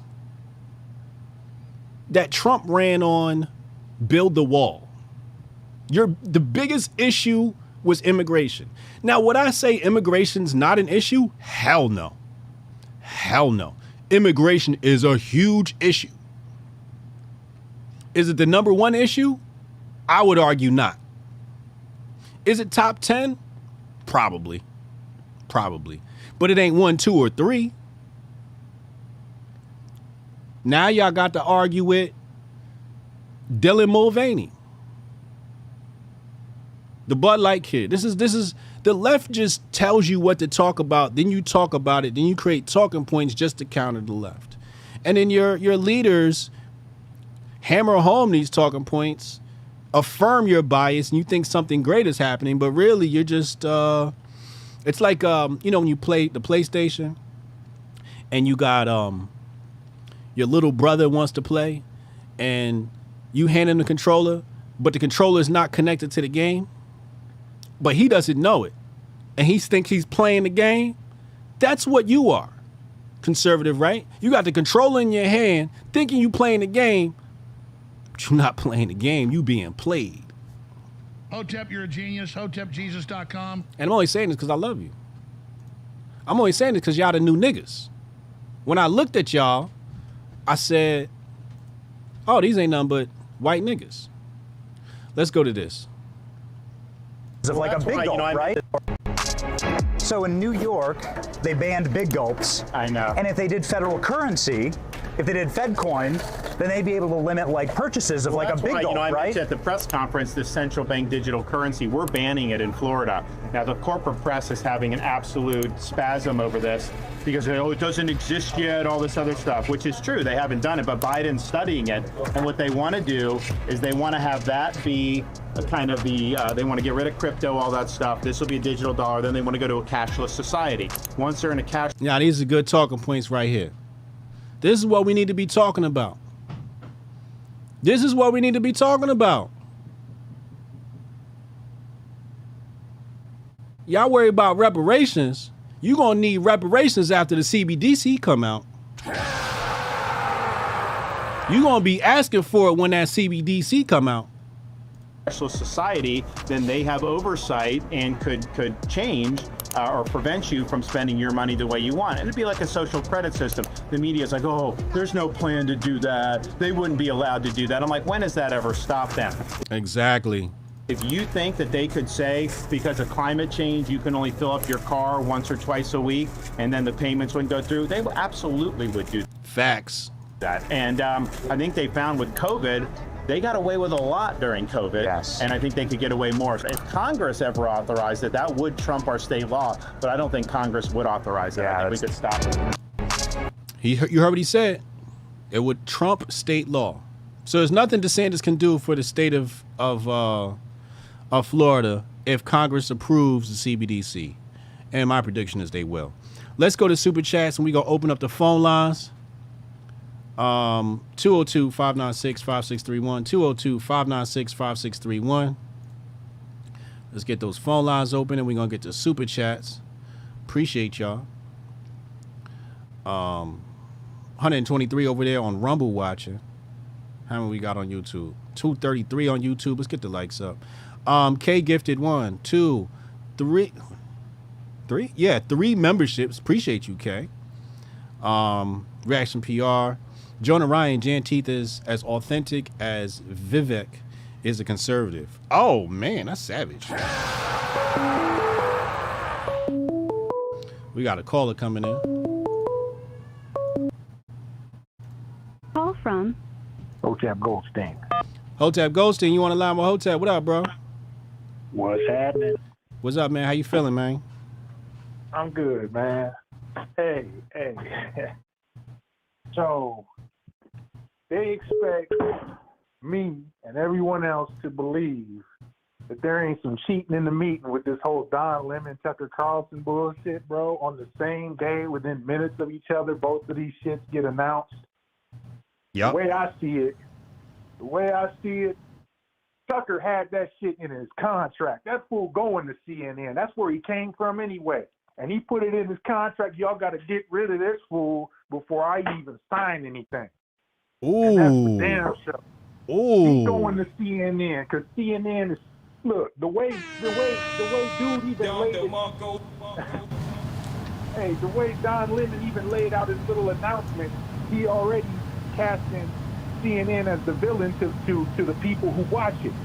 All right? So already CNN is set up to make the biggest heel turn since Hulk Hogan created the NWO, bro. Ooh, wow, that's a hell of a take. Hey, we're going to have to watch and see how... Dude, huh?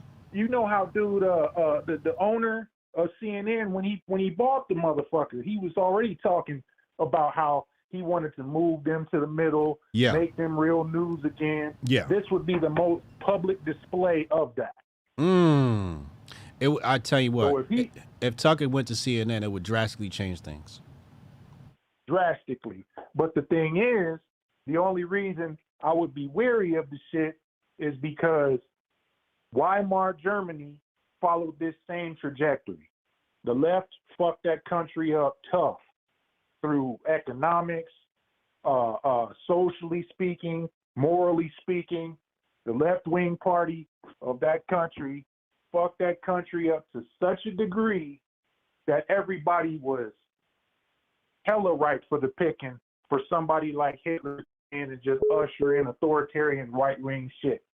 Nobody was complaining when Germany had to pay reparations. Right? Right? I mean, we just following the same trajectory. Like, it seems like the corporations that was backing all this bullshit, all this leftism, they're now starting to take an about face in a very, very slow, incremental way. But I don't think they're doing it because they're trying to protect their bottom line or any of that shit. I think they're doing it because this was the plan in the first place. Yeah. The people would ultimately control everything. You got to look at these people. These people are extreme religious fanatics. Right. So they can't operate in a society where dudes is fucking on each other and all kinds of crazy shit. But what they can do, they can promote that shit to cripple a strong society and then come in and offer the solution. Yes. Yes. Absolutely. Hey, those is bars, but the phone lines is hot. I appreciate you calling in, man. All right, bro. You take it easy. Hotep and Bill. Hotep Goldstein, y'all can call in, man. The phone lines is hot. Yo, you heard what he said. Oh, my God. Yo, shout out to Jason Davis. Jason Davis blessed me with a Cash App, $ Hotep Jesus on Cash App for my Pierce Morgan Euro grift. Appreciate you, bro. Jonah Ryan, Epps is DHS, Charlie Indigo Homeland Division. Oh, man. Uh-oh. You know, Jonah stayed with his kufi on tight. Call from Diesler. Diesler, you on the line with Hotep? What up, bro? Talk to me.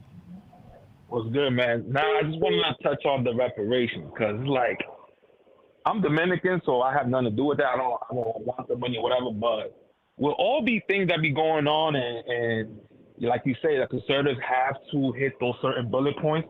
If not, they come to your comments and they be like, "I thought you, why you changed? I thought you was one of us."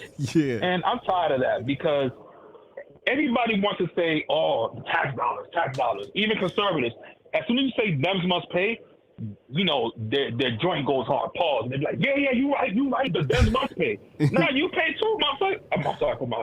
Yo, but y'all pay too because now that George Soros came through and crushed the buildings, now you want to come to black and Hispanic. Like, don't listen to the Democrats. No, come on. I don't want to hear that. When NASA spends all that money, our money, we complain a little bit, but we keep it going. Yeah. You know what I'm saying? And listen, man, I think about this.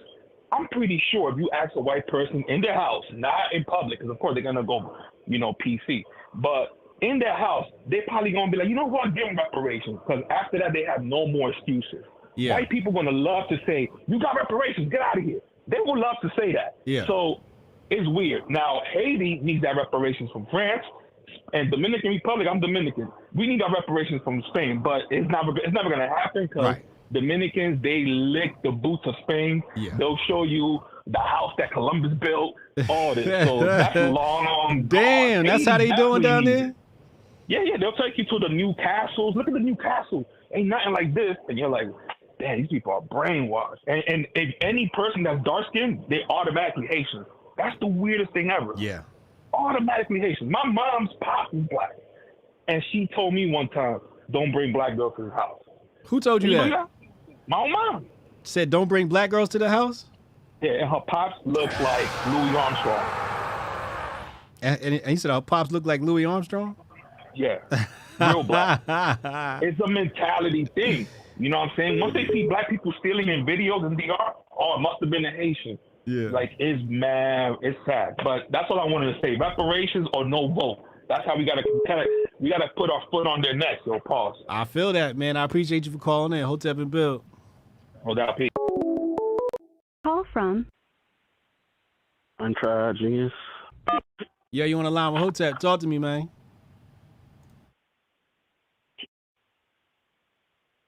Yeah, you on the line? What's up? Can you hear me?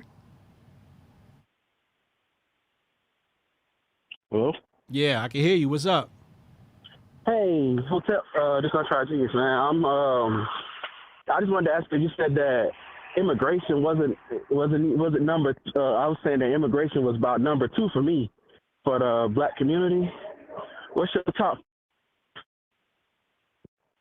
You said what? Black community what? Top 3 for what? Like the issues, first issues. Okay. Like I thought, for me it would be reparations, immigration, and then like rebuilding the culture. Those would be my top 3, right? So I was wondering, like, what's your top 3? All right, so let me just tell you right now, reparations ain't in my list at all. We could make a top 100 and reparations would not make my list. I'm not for reparations, but I'm also not against reparations. I'm all about do for self. So for me, I would want a cultural renaissance. That's number 1, because everything is downstream from culture. The cultural renaissance would then have to dictate the economics of things. So, what is the GDP? What's the GNP of the black community? What are we producing? Are these goods that we're producing conducive for life? Because it's one thing to say, hey, we're doing a great job producing goods, but all those goods are drugs and alcohol, if that is that. Or it's just another hair company, right? It's different to say, hey, we're producing tech products, or we're writing books, or, what that is. So I would love to see us excel in robotics and engineering, because and AI is a huge opportunity right now with AI. So those are the things I would look for the black community to start exporting as technology. So it will be culture, economics, and then the third one would have to be family, right? I think we need to get back to the mother, father, all this mother, father stuff, not working for me. I want to talk about restoring heterosexuality as the premise of the black family. I think right now the black community is way too lenient on or way too tolerant of things that are happening under the guise of LGBT.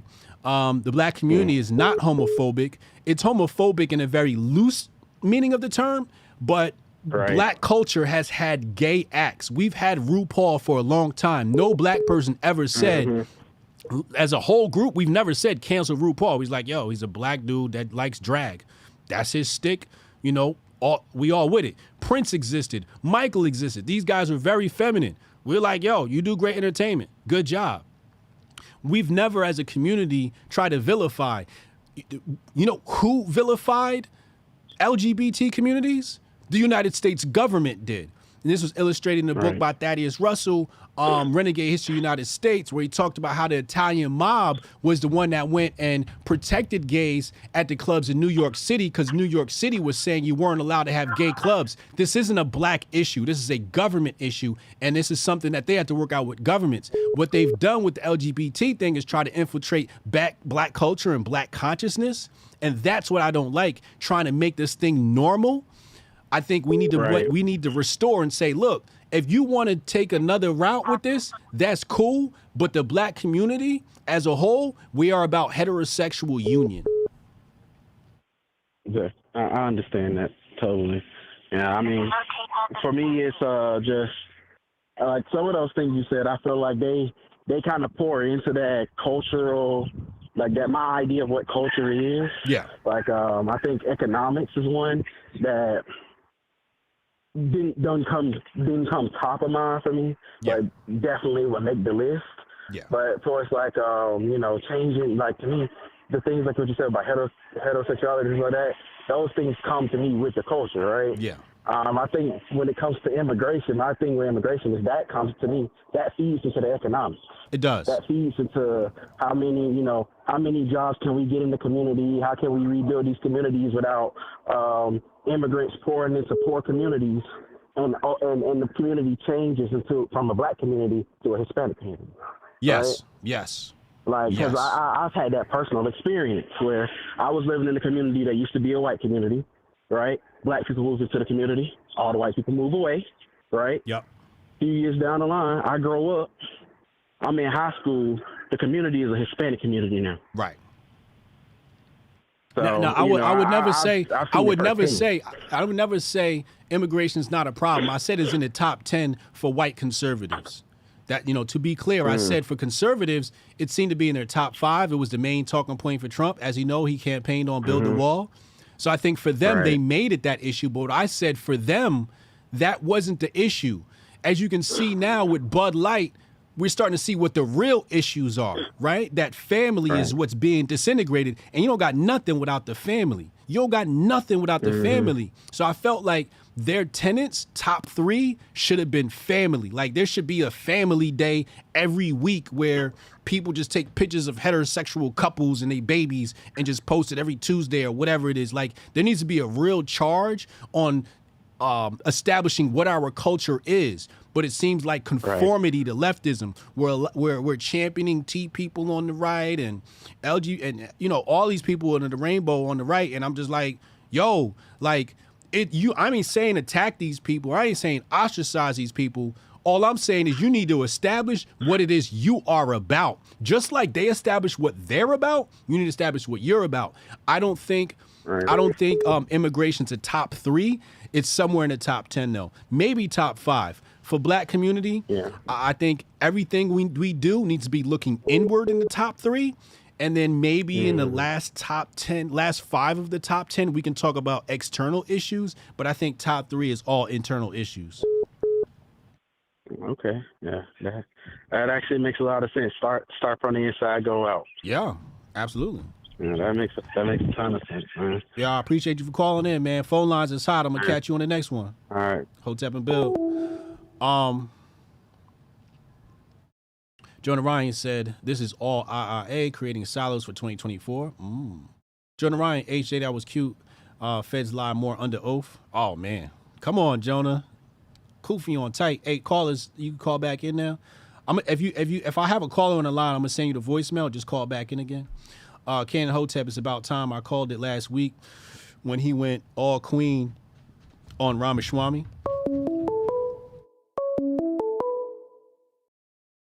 Call from Gunzo. Gunzo, you on the line with Hotep Jesus? Talk to me, man. Hey, how you doing today? Life is good. Talk to me. What's on your mind? Nothing. I made a comment. You called me out. I'm calling you up to stick up for myself. Yeah, you make some great points, but I think you leave out the main thing, and it comes down to human nature. It doesn't come down to race or gender or religion. It's human nature. It's something that can't be denied from the dawn of man until today. And that fact is, it doesn't matter what people have done to each other in the past.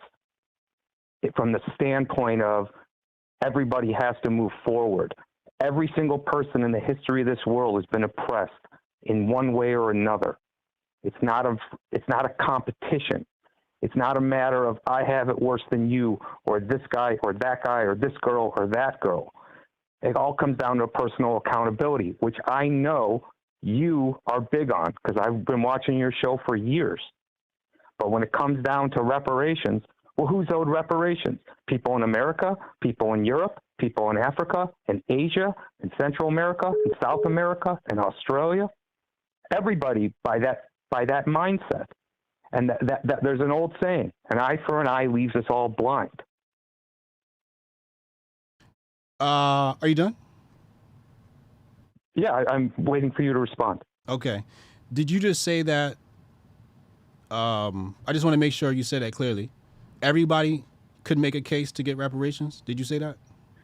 If you're going back generationally, if you're using a template That's saying, a yes. That's my a yes. great-great-great-grandfather was oppressed, and that has led to my oppression through generational, trauma. So that's a yes. And that's the way that I've been understanding how this has all been explained, that it's generational trauma. So that's a Correct? yes. So that's a yes to my question. You said if we were going based upon those same terms, we could make a case where everybody could ask for reparations, right?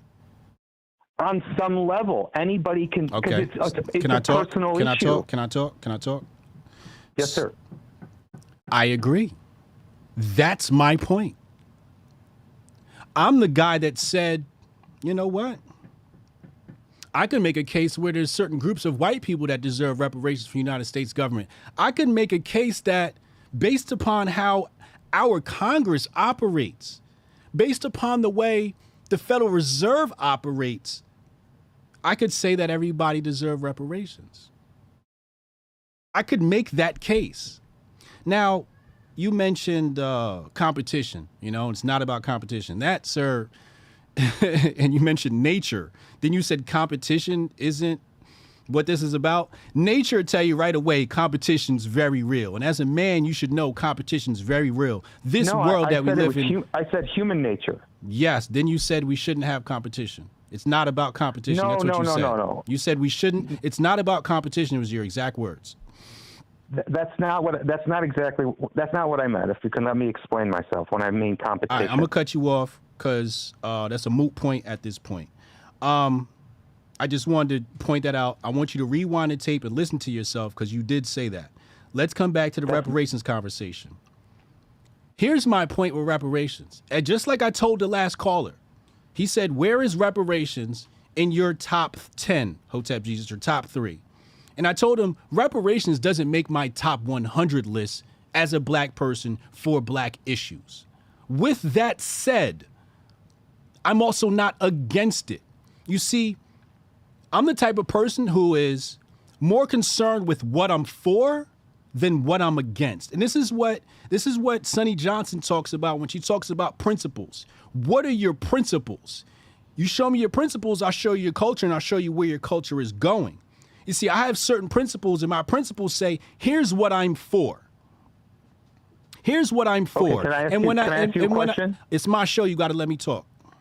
Okay. So if I say, yo, here are the things I'm for, this is the agenda I'm pushing, I'm going to push that agenda. Now, if I see a group of people that say, hey, my president just got removed from a platform, I want somebody to do something about it, I might think in my head, that's not a wise decision because you don't want government to put pen to paper, but I'm not going to tell you not to have a gripe. One thing about me is I will never tell a group of people not to express their gripes with the United States government because there are many pockets of groups. The United States government doesn't even take care of their fucking veterans, bro. So when I see a group of people who have X problem with the United States government, I'm choosing the people 99.9% of the time. The only time I'm not rocking with them is when they start involving kids. And I'm talking about that rainbow flag and what they trying to put in schools. That right there is a violation of children, right? That's a whole nother agenda. So that's where I draw the line. Like, yo, you want rights? Cool. You want to get married? Cool. Whatever. You want to abort your kids? Cool. Whatever. I don't care. Whatever your problems are. But I don't go around telling people you shouldn't have a you shouldn't have a complaint. You shouldn't have a gripe because I'm wasting my time. I'm done. You can speak. I agree with you. I think everybody has a right to their First Amendment. If they want to make their gripe, make it. The problem is we live in a culture now where all anybody does is gripe. You preach personal accountability. And what'd you call me in the chat? What did I call? Well, you made a statement. What did you call me in the chat? Don't dance now. What'd you call me in the chat? I'm not dancing. I'm going to explain. I called you a victim because you said. You see, that's my point. But you didn't even, and this is the problem. You don't know my stance. It's my show. I could do that.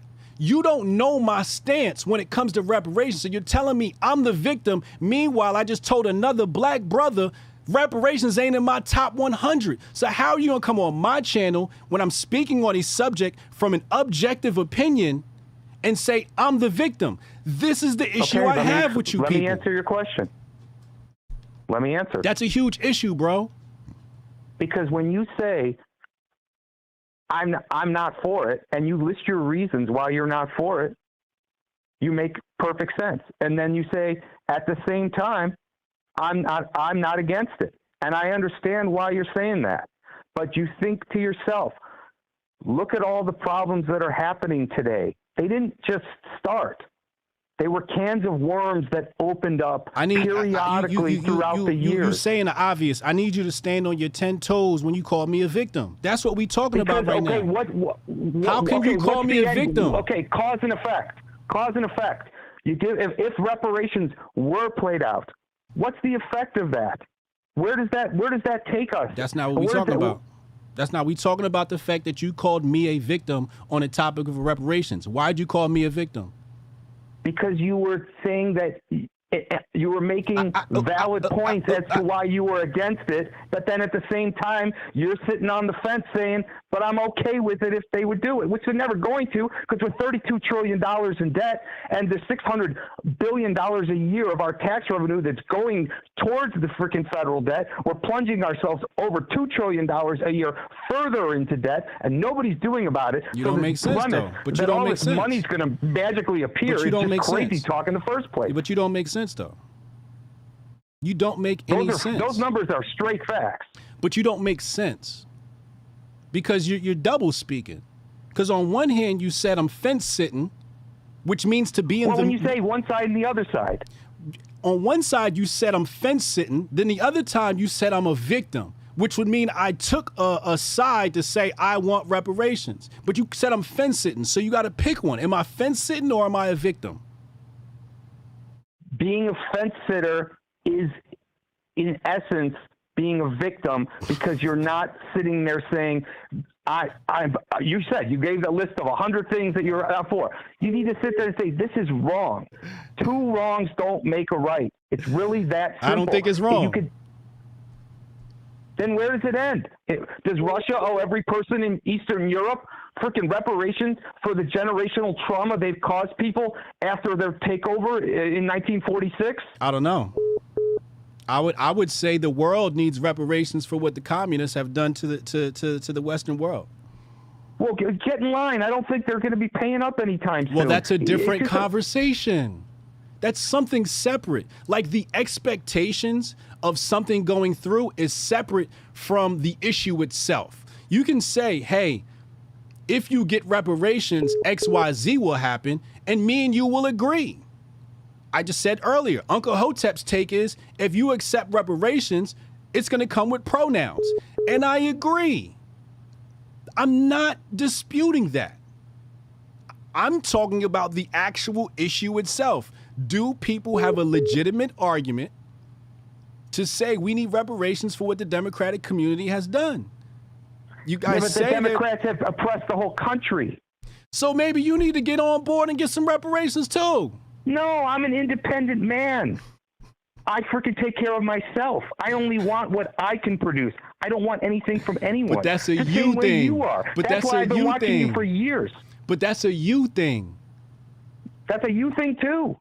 That's how I think. See, that's the thing. This is my problem where I feel like people aren't thinkers, right? And the thing is because you're so stuck in your ways.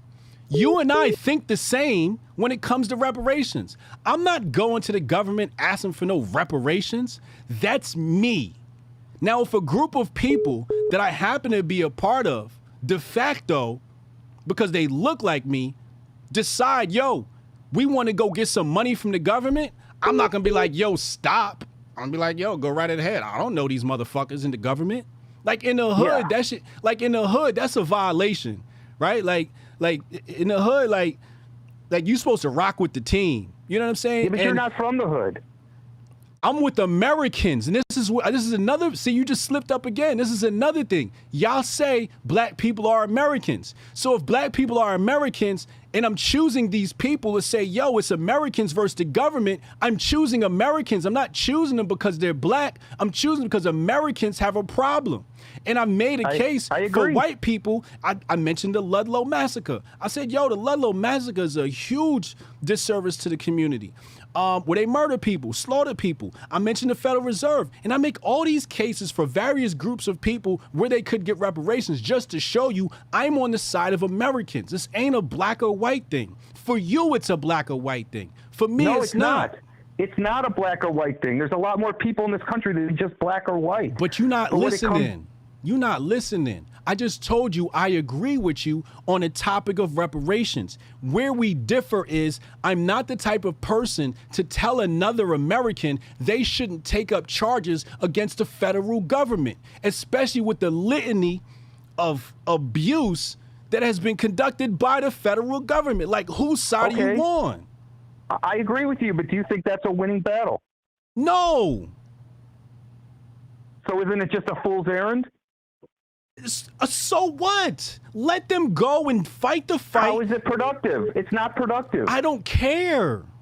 That's what. See, this if you care about America, you would care. You care about America. No, I know you do. But see, you're giving it too much weight, right? You're acting like the entire black community is sitting back waiting for reparations. That's just not the case. Dude, I did not say that, and I do not believe that. Don't put words in my mouth.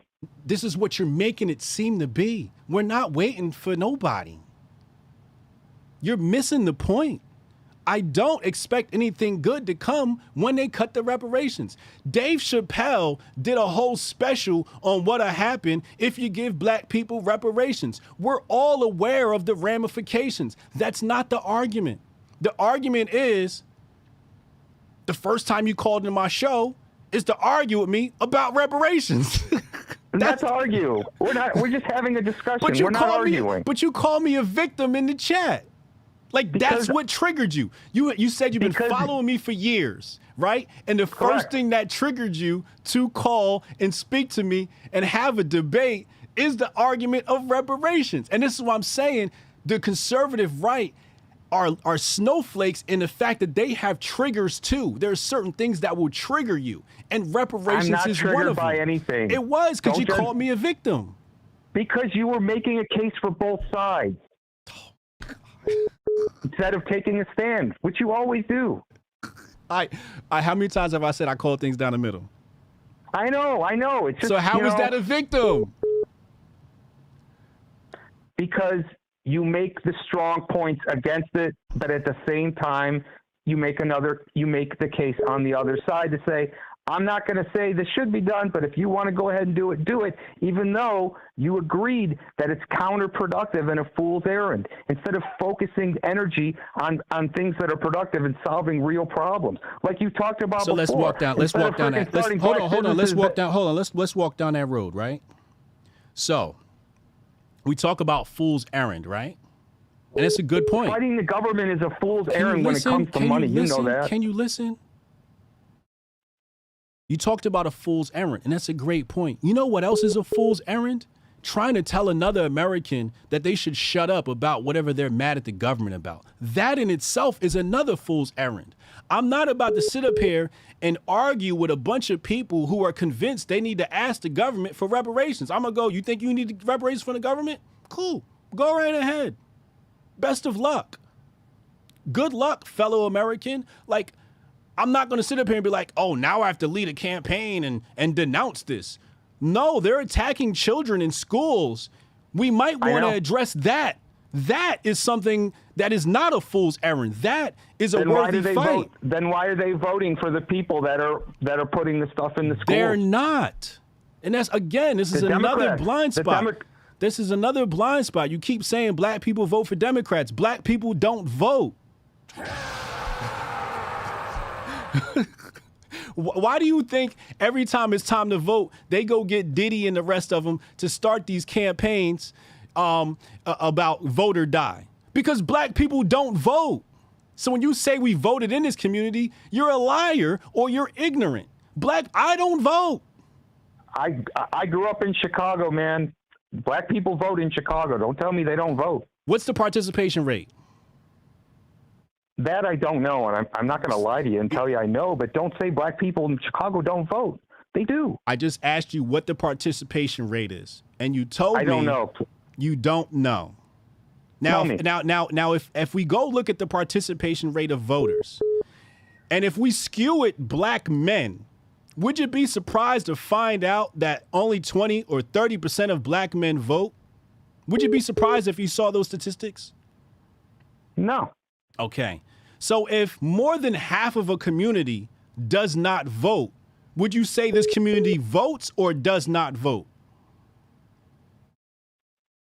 Your point is well taken, but the fact is that you can't say that, you know, that the only people that are voting these lunatics into office who are indoctrinating children with this crazy ideology are these blue-haired freaking freaks with the tattoos on their necks and rings coming out of their lips. I'm going to have to let you go if you keep gaslighting me, yo. That's not what I said. If you want to understand the voting block, you got to listen to more Sonny Johnson. She'll explain this stuff to you. But there's a specific, and everybody that's in politics knows this, that there's a certain amount of votes that are already accounted for. Like they know Sister Susan's going to be there to vote and X amount of this congregation is going to show up. So really, you know what it's about? It's about getting people who usually don't vote to vote and then vote your way. Those are the tiebreakers. And for the most part, in the black community, the people are voting. It skews boomer and women. It's mostly older black women that are out there voting, that are hitting the phone lines, that are married to the Democratic Party. But that's not the entire, you can't take one segment of a demographic and say it represents the entire demographic. With that same same logic, I could say, yo, white people like chicks with dicks. And you'd be like, how can you say that? That's the same logic. But that's the same logic because we're going to look at the numbers and we'll find out, wait, that's not true. It's just something being pushed. Then it's just something being pushed in the mainstream. And explain to me your impression and what your take is on the election of Brandon Johnson as the mayor of Chicago. I don't live in Chicago, so I don't give a fuck. I understand, but you know who he is. You know what he stands for. You know the problems the city has. I don't know who he is. I don't know what he stands for, and I'm probably not going to look into it. Fair enough. I appreciate the call, bro. Hey, man, it's great talking to you. Absolutely. That's one thing y'all going to learn about me, man. Like, if I don't know something, I ain't going to talk about it. I covered Brandon Johnson a couple weeks ago. Or last week. Chicago's got a new mayor. Good luck to him. I hope he does the right thing. Do I have hope for him? No, I don't. I don't have much hope for Chicago because I understand asking government to fix the problems in Chicago is not the way to fix Chicago. And I said that to the last brother that called in top list of things for the black community. Government ain't in none of them. Government ain't in none of them. Only the black community can save the black community. Hotep, you're a genius. HotepJesus.com. Call from Kay. Kay, what's up? You on the line with Hotep? Talk to me, love. What's up? I just want to say hello to everybody. First, everybody go out and get your Master Focus. Use code 10OFF. Also want to give a shout out to the people that are holding down the security in chat. And the big reason why I want to call is because when I see like those kind of opposing views in chat, I want them to call up. I want them to express themselves. Yeah. I want to know why they're saying it. And it's like, don't be afraid. Don't get emotional if HJ challenges you or anything. This is your experience to learn. And I'm not perfect either. I'm still learning from the Hotep Nation. So, and with every interaction that I hear people call in, I'm still learning. And all this kind of thing about like when it comes to reparations and all that stuff and people assuming that it's just only for the black community, I just want to say something. The real Freeway Ricky Ross, not the corrections officer that took his name and made millions off of it, has a book, and everybody could go check out his book. He will tell you how he got paid by certain alphabet boys to aid the destruction of the community. Right. And everybody that sees what's going on in the community, don't think it's only for the black community because they're coming for the rest of us too. And we see that going on right now. Yep. And that's another reason why we all need to get off of the left and the right paradigm and start thinking about how we are going to come together as a community, because you can already see they don't like that. They put out the talking points about assuming about the black community. They put out the talking points about the white community, and people are drinking it so much to the point that they are starting to believe it and starting to act it. And we need to start waking up from the narrative and start coming together as people. And I just feel like every time that people try to do it or something, they cause another thing. They put something in the media. They put something in the news. They put something in the entertainment. Yep. Hey, they put something in the music. Yep. And don't get me started about the frequency and all that stuff. And the water. But it's just, yes, thank you. The hydrofluorosilicic acid in the water. But it's just, the thing is that we can have disagreeing conversations as long as we have them respectfully and know that nobody, one side isn't trying to put the other side down. From what I've seen. My issue is if you're going to have a conversation, have the facts. Yeah. Have the facts to back up what you're going to say. Just don't come with conjecture and say you're right. Like when you say, oh, black people vote Democrat. Like, Pinky brought up a great point. Who was the Republican ticket? Who was the Republican? Do you know that much of the time when it is time for black people to go vote, there is no Republican or no Republican knocked on the door? And did you know that this is because of backdoor deals between the Republicans and the Democrats, sectioning out regions and practicing something called gerrymandering? People think they know what's going on out here, but they're not actually studying the politics of things. And thank God for Sonny Johnson, because I'd be ignorant if it wasn't to her. But you got to ask yourself, if everybody's voting blue down ticket, well, who was the red candidate? Y'all put Dr. Oz up against fucking Fetterman and lost. Don't blame the black community for voting for some shit if you ain't got a candidate. You don't even got a candidate, let alone a viable one. Now, Dr. Oz was a suspect candidate. Yep. And you couldn't even beat Fetterman. The dude is barely staying alive. And you couldn't beat Fetterman, yo? Don't look at the black community and say, oh, you voted for this. Where was the Republican that went and knocked on doors? Show me the Republican that went into Chicago hoods and knocked on doors. That's what I'm going to wait for. Then show me when the RNC and the donors backed that guy to fight the race. Show me that, and then we can have a real conversation. Then we can talk about which way black people voted. But you guys don't know what's happening in politics. And the thing is, they won't because they're scared. And you were exactly right about you don't see them coming up. But they will say, oh, black people, you're doing this. Let me show you the videos from 5 years ago that we're going to cut to say that all of you guys are doing. Yet and still, we want you to come over to our side because we want your vote, because we know better than you. Yeah. Meanwhile, we're gonna run reruns of black people killing white people and make you guys look like savages, and then say, "Oh, that's our welcome mat." This is your welcome mat. Your welcome mat says, fuck your struggles and your issues because we don't agree with reparations, so fuck that. And you know what? You're dangerous and you're thugs. That's our welcome mat.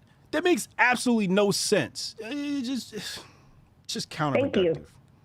Exactly. And then they wonder why people aren't coming over to the conservative or Republican side or anything like that. Right. Because you're putting out stuff like that. Right. It's like saying, oh, you know what? You're stupid, so we're going to tell you how to vote. And that's coming from both sides. Right. And they couldn't wait for the Chicago teens to act up. Right? Now what happened? Right? Chicago teens was acting up. Right? Somebody said this is because of the previous mayor, whatever it was. Conservatives flocked to the timeline to spread these videos of teens, wrecking parts of Chicago. Some of them was old clips, some of them were new. But then what happened this past weekend? You had a huge march of black folks organized by churches that were against what the teens did in Chicago. Did conservative media, did your conservative pundits and influencers run that footage down for you? Did they run that down for you like they ran the other one? No, because a lie makes it around the world before the truth gets its shoes on. And you said, then they'll say, well, you people never protest for black on black violence. Meanwhile, you had exactly that this weekend, and there's crickets. Exactly. Exactly. And that's why I'm like, I'm sorry, I don't watch any of, I don't watch Fox, I don't watch CNN, I don't watch all the other ones, MSNBC and all that stuff. I get my news alternatively, but every once in a while, I will read an article about what they're saying to see where they're coming from. And then I will go and counteract that with facts. Yeah. Just like with it, when it comes to, and I've seen a lot of conservatives love to do this with the statistics. They will talk about the CDC statistics for a certain type of thing that I'm not going to say because I want to keep you on YouTube. But then they will say something about the crime statistics. Right. And saying that, you know, these are fact, but these other statistics aren't fact. It's either they all are or they all aren't. You can't just pick and choose. And then you talk about the other side that's picking and choosing. Man up. Yep. Yo, Kay, phone lines is hot. I appreciate you calling in. Hotep and Bill, bud. Hotep and Bill. That's Kay. On the screen, y'all see that right here? Let's look at it. Several hundred black men organized by pastors are marching in downtown Chicago in response to the violence that erupted as large groups of young people gathered this weekend. Call from. Right? Hold on 1 second, caller. Then we look at the engagement. He got 2,000 retweets here. Right? Then you have Mags, this account. Oh, it just refreshed on me. Mag's account barely had any engagement. Wow, it just disappeared that on me. Hold on, let me do a refresh and see if it'll come back. It just did here we go. So Mags has 87 retweets. Why didn't conservative media share this out? These people are literally protesting against those teens. You know why? Because it doesn't fit the narrative. You know what they're talking about? They're talking about the teens looting. Hey, caller, what's up, man? You on the line with Hotep? Talk to me, man. Hey, what's up, dude? Hey, I'm not one to hear you calling about. I'd kind of just talk about the Republicans and Democrats in general, I guess. But just the reparations thing kind of goes to that. Just with the last caller, it's like, why are you worried about this so much?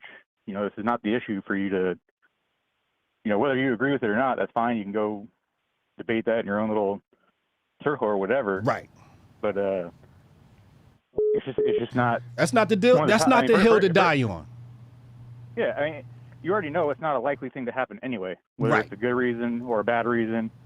Any of this stuff, it's just issue, and this is a divide between the Democrats and Republicans. It's like I called a couple weeks ago, kind of shitting on Trump, telling people not to trust on Trump, and it's because of these parties. It's like, you know, these parties they grip you with some issue, they find some cultural issue, right, to get you to latch onto, and they use that as like bait or something to be like, okay, well, you know, if you want this to happen, you got to come with us, and you have to accept everything else that goes along with it, right? You know, kind of like how they do with these omnibus bills and stuff right there, right? Like, you know, they tie in some bullshit, you know, heart field issue, and it's like, oh, well, you didn't vote for that. You know, you got to tag on all this other spending for, you know, Ukraine or whatever else. And if you don't time for that shit, then you don't care about the people in the streets. You know. And keep in mind, everybody in mainstream at Fox,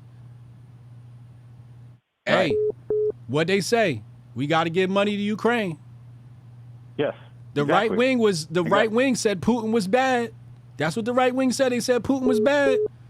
This is the key, right? Like you got to stop paying attention to what these people disagree on and the shit and pay attention to what they do agree on. Yeah. Right. Right. They're sitting here and they're working together on the things that they really want to pass, and they're doing that kind of like off the scene. You know, not like it's secret. You know, it's out there. It's law. You know, they're putting it in there, but they're not putting it out in front of your face. Correct. Right. They're putting the Dylan Mulvaney and the Bud Light. And all, you know, like Sonny Johnson was talking about last week. You know, they dangle all this other shit in front of your face to make you not really pay attention to this other stuff that they're doing. Right. And then they do it in front of your face, and now you've signed on to it. Correct. Because they've done it. You haven't made a big deal about it, and now your tax dollars and all this kind of shit is going, and you're and then you wonder why the rest of the world hates you. Right. I mean, your Congress isn't they really aren't hiding that much from you. This isn't really secret meetings and all that kind of shit. Like, they're telling you what they're doing. They're telling you where your money's going, and they're just making you care about something else. Yep. So that's why, when I called him before, and I said, like, to me, if I were to get into office, I have two things that I want done. Get rid of income tax, because if there's no compulsory income tax to get rid of, for these people to, just do whatever they want with your money with no, oh, you can go vote every couple of years. Maybe get somebody in office that'll do the right thing. Right. If they can't just take your money whenever they want or do whatever they want with it, then they actually have to get you to buy into what they're doing. Yeah. Right. Yeah. And the other thing is getting rid of these parties. I don't understand how a private entity, both these organizations are private organizations, right? Mm-hmm. That are running our country. They have ulterior, just like if you were, working on the board of a big pharma company and you're sitting on the board of the FDA, right? That's a conflict of interest. Mm-hmm. If you were in a political party and you were in office, you have a conflict of interest. Yeah. Because you have this party behind you that has their own things that they want to do for whatever reason, financial or ideological or whatever. Mm-hmm. You are compromised. Yeah. So even that's why I my thing is, like, you want to talk about, like, the federal level. Yeah, we don't really have a lot of options with that right now. But you can get down to your local level. Tell these people to get out of these fucking parties. Tell your local city council guy, I'm not going to vote for you unless you're not a Democrat or a Republican. Yeah. Well, unless you're not, that's going to be tough. You're not, that's going to be tough because he ain't going to get the backing. Oh, I know. He don't get the phone calls. He going to lose that whole infrastructure. And that's what people don't understand about the left and the right is they've built the infrastructure of political warfare. Now, what you're saying is correct, but what I think needs to come first is political infrastructure. Hey, who makes your phone calls? Who really assists you in winning that Republican seat, right? Or winning that seat in the House? Right. Okay, let's replace the infrastructure, then leave the party. Yeah. Yeah, I appreciate you calling in, man. I realize that it's a tough hill, and I'm trying to figure out, hey, what's the best thing to do? As an individual. Yeah. What is the best thing to try to, where can I, do I just, all my life, I kind of like, until this COVID thing happened, I've always been kind of, don't really trust the government or anything. I was like, but whatever, they're taking care of their own thing. My job for humanity is, at the time was pay my taxes. Yeah. Whatever.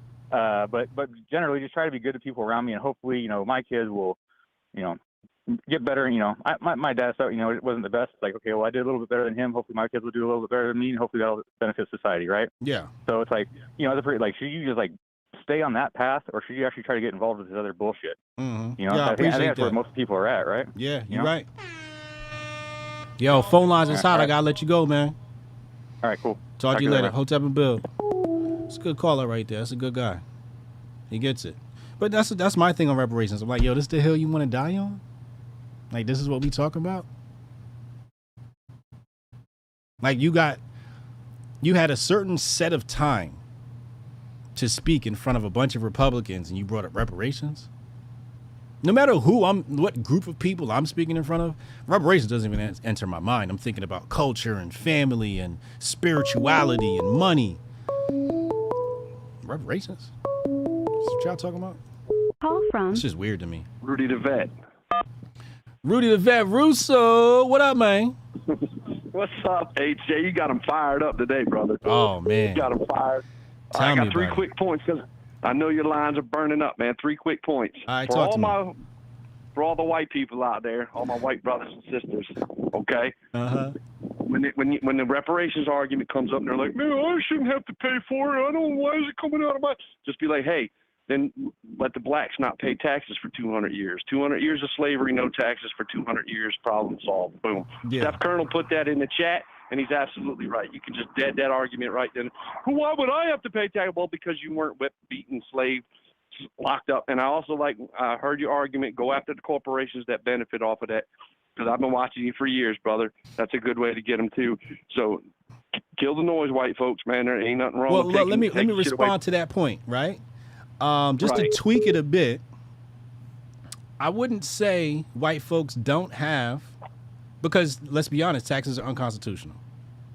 No, they are 100%. I think there should be a reparations movement amongst Americans just for that fact alone. You know, we're just paying way too much in taxes.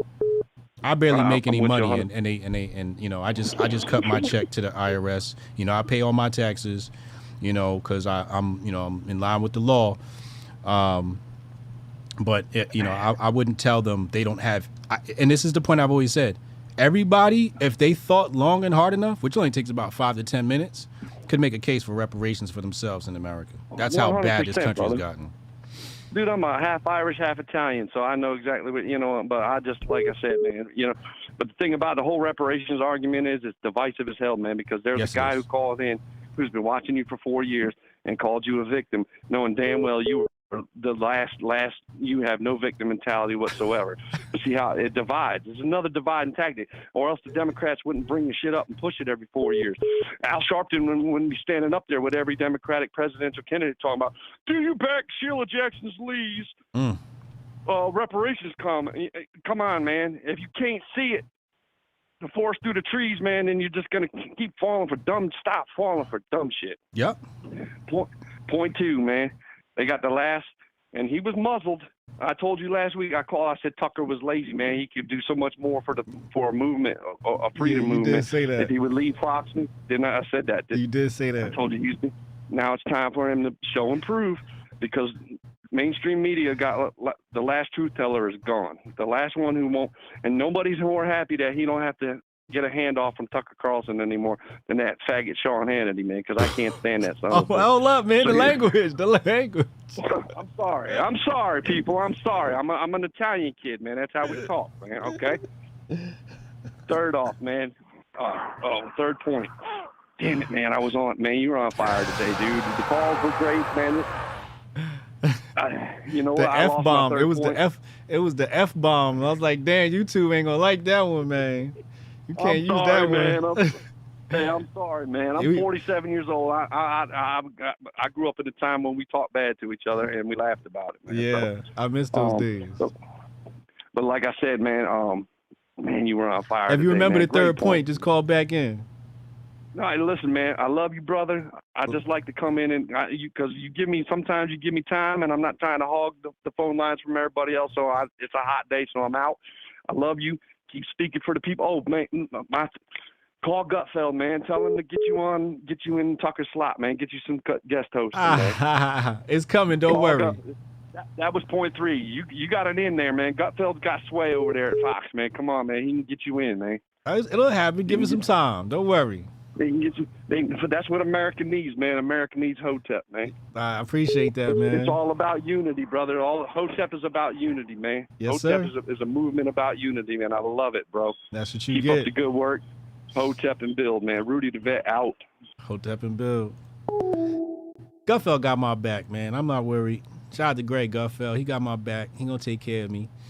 And I appreciate him. Call from. Yeah, you on the line with Hotep Jesus. What up? Hi, my name's Shannon. I love your show. I love your thought-provoking topics, and thank you. The reparation argument and all of them are just a way to keep all of us divided and not see that we have more in common than we have differences. Facts. It's division. It's division. And I'm not here for it. I've been a lifelong Republican just because I would never subscribe to the Democratic Party, because when I learned that it was the party of slavery, it was not for me. Your arguments on reparations had made me come around and say, hell yes, let's go for reparations and make those Democrats pay. But people don't realize that that's how they keep us divided. The trans, the reparations, all of it. They're just keeping us divided so we don't see that it's them that is the enemy, the government. Yes. We need to unite against that. Absolutely. Yes, and I just don't know how to get people to come around. As a Republican my whole life, I hated the Republican Party. It was a party of war. It was a party of this. But they are all the same party. Yep. They have lunch. As soon as the debate's over, they have lunch together. Oh, lunch together. They shake each other's hands, kiss each other's kids. Yeah, it's disgusting. Mm-hmm. And they keep us fighting amongst ourselves, and we're stupid enough to play along with it. Yep. We argue, and we actually fight each other. They argue, and then as soon as the cameras are off And I know this because I got homies at Capitol Hill. Like, yo, I just seen such and such having dinner with such and such, or such and such having lunch with such and such. It happens all the time. It's theatrics, and then we get played by it all. I love that you've been red-pilled and you starting to see the world for what it is. What's your name? Well, my name's Shannon, and you know what? It was one of those things back when the Patriot Act and all of that. Yeah. I was screaming at the top of my lungs, and oh, you're crazy. If you're not doing anything wrong, they're not going to come after you. It was all a bunch of BS to get us all on their side for them to take away our freedoms. And until people can see that, we are still going to fall down the same path, and more is going to be stripped away from us. Big facts. Shannon, you are absolutely amazing. I appreciate you calling in today. I appreciate you, and I appreciate Sunny. I love the argument she had on your show the other day. Like, it was eye-opening. Your guests are amazing, and I love that I love the grift.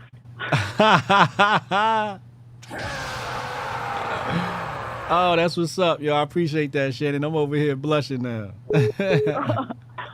Well, thank you for taking my call, and I appreciate it. Keep it up, and maybe we can open some more eyes. Absolutely. Hotep and Bill. Call from Jonah. Oh, boy. Wouldn't be a show without Jonah. Jonah, what's up, man? Yo. Nah, let me mute you on the background. I'm going to be fast and like a jackhammer today. No slow speak. Okay. So, Tucker is, like I said before, his dad was an operative, Voice of America for the last 6 years of the Cold War. He is directly involved in the Hunter Biden laptop. He's got emails where Hunter went out of his way to get his son Buckley into Georgetown Jesuit school. So fuck Tucker. Oh wait, no, I can't say that word right. So go ahead and say, yeah, he's a silo operation, and it's all IIA. IIA is Interactive Internet Activities, and if people don't know what that is, basically they're setting up their silos for next year, and then all of a sudden they're just going to cater, to everyone. They're going to cater what you can and can't see. So it's that IIA, they're using AI, and then they pretty much brainwashing you because the next battlefield is the brain. It's called cognitive warfare. Jonah Ryan.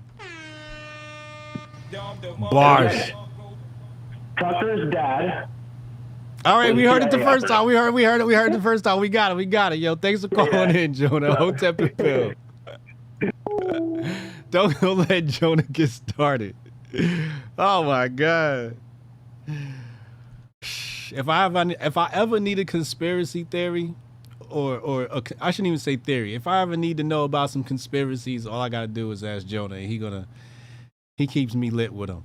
Jabari. The phone line's off. I gotta go. I can't take any more calls. It's hot today. I didn't expect it. Usually the phone line's not that hot. It got hot today. Jabari Judah, BlackRock, News Corp, and Warner Media's biggest investors made the calls about Tucker and Don. 2 birds, 1 stone before the election. Ooh.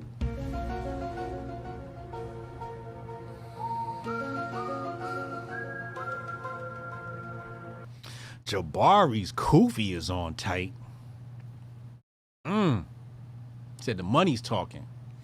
David Z entire stream was banned. How dare you question the narrative? Yeah, I was playing that copyright material. I got to be careful with that. Greatness 81. Reparations will be great for Mercedes-Benz, Gucci, Louis Vuitton, Fendi, Versace. It'll be a massive wealth transfer for white-owned businesses. Yo, this is what Dave Chappelle showed on his show. You get black people reparations, you might as well just pay the motherfuckers now, because like he said, Mercedes, Gucci, Louis Vuitton, it's going to leave the black community. It's going to leave the black community. Like, almost as fast as it hit, it's going to leave. So you might as well just shut them up, and you know what I mean? Like, or make that case. And, that would be a better thing to say. Like, yeah, I'm down for reparations. I guess that means more Mercedes-Benz and a boom in the economics of America, more money. White people, you're going to benefit from black people getting reparations. The U.S. economy is going to benefit. A lot of money is going to get injected. It's not going to get invested. It's not going to get built in black communities. It's just going to leave, yo. I promise you. And that's my only gripe. My only gripe is the aftermath, right? I don't disagree with reparations. I just know it's going to be some bullshit once the shit get passed. Jimmy Das Hotep, Republicans and Democrats would never give real reparations, tax break, cash, or land, because it would show how government couldn't compete when real wealth was in citizens' hands. It would destroy the welfare narrative. Hotep and Bill. Valid points. Greatness 81, he said 2022 black community have 1.6 trillion in spending power and still at the bottom economically. Reparations is not going to change the poor victim mindset. That's also true. That is also true. And that's why I said my top 3 is like, yo, we need a cultural renaissance. And that Sonny Johnson used that word renaissance, right? She said we need a renaissance, and I borrowed that from her. We need this cultural renaissance before we even tackle any other problems. The culture is all fucked up right now. Interstellar Gaming, appreciate you. You know what I would like to see come from the culture? Utilizing cancel culture. And I'm not one for cancel culture, but we need to cancel all these bootlicking Negroes on the left. All of them gotta go. All they gotta go. We gotta start like denouncing these fools. Background gaming. Hotep, you're a genius. HotepJesus.com. Hotep, you're a genius. HotepJesus.com. Appreciate you. Jim Kelly's Afro.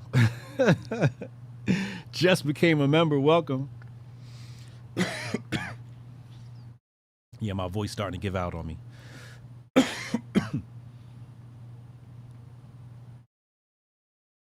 David Fox, cheddar for the grift. Thank you, bro. Thank you. Appreciate that. For the grift. Steph Colonel said Jabari got a juggernaut kufi. Don't he? Don't he? Mofax said he want his 40 acres and a mule. He said he wants it. I want it too. Honestly, I ain't gonna hold you. I'm an opportunist. I'm an opportunist in the good sense of the word. Not opportunist like I'm gonna exploit somebody, but if they say, hey, Negroes, you get reparations, I'm going to get my motherfucking check. I don't know what you Negroes going to do with it. My check ain't going to Gucci. I'm going to tell you that right now. My check's not going to Gucci. I don't own any Gucci at all, and I probably never will. Maybe I will. I don't know.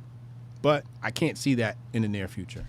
But, yeah, if they say, yo, Hotep, we got reparations, and that's why I said I'm not denouncing the shit. Because if this shit happens, I want my motherfucking check. How much we got? 100,000? Yeah, I'll take that. Here's my bank account route number. Whatever. It's just how I feel about it. I have some bad news this week. I'm not going to be here this week. I'm not going to be able to stream tomorrow, Wednesday, or Thursday. Now, usually I stream every day at 2 p.m. Unfortunately, that's not going to happen. So in lieu of that, I'm going to do Twitter Spaces. Because I don't like streaming from the phone to YouTube. I just don't like that. It's not the same vibe. If I go live anywhere, it'll be on Instagram or Twitter. I might go live on Instagram. But I'll be in Austin, Texas. If you're a member, depending on your tier access, I'm going to shoot you guys some some BTS footage. And please don't share that. You know, it's for you. You paid for that. So don't share BTS footage with the world. It's for you. You paid for it. So yeah, so look out for the Twitter Spaces. I'm going to try and do a Twitter Spaces on Tuesday, Wednesday, and Thursday in replace of. I do have an early flight on Thursday, so I might stream Thursday before Hotep's Been Told You. Our premiere show on this channel, 8 p.m. every Thursday with Uncle Hotep. If you want really good laughs and really good take on current events, it's literally the best show in the world when it comes to that stuff. Like, if you don't watch Hotep's Been Told You, you're like really missing out. It's just like what are you watching instead of us? Tim Pool, okay, cool. Shout out Tim Pool. Love his platform. Been on there a bunch of times. But I'm telling you right now, Tim Pool's Thursday show is not better than ours. It's just how I feel. And I think that's an objective fact. Hey, subscribe to the channel if you ain't subscribed yet. Get your tickets for HotepCon, our conference, HotepNation.com. And some of y'all brain ain't working. And some of y'all need to make it work better. I take it daily, Master Focus. Try masterfocus.com. Coupon code 10 off. I'll see you later. Didn't listen to me then. I bet they feel me now. Don't let me lose it. The booth not about to prove it. I set goals and pursue it. You the best to never do it. Invest my money, talking fluent, stupid, ducking the Judas.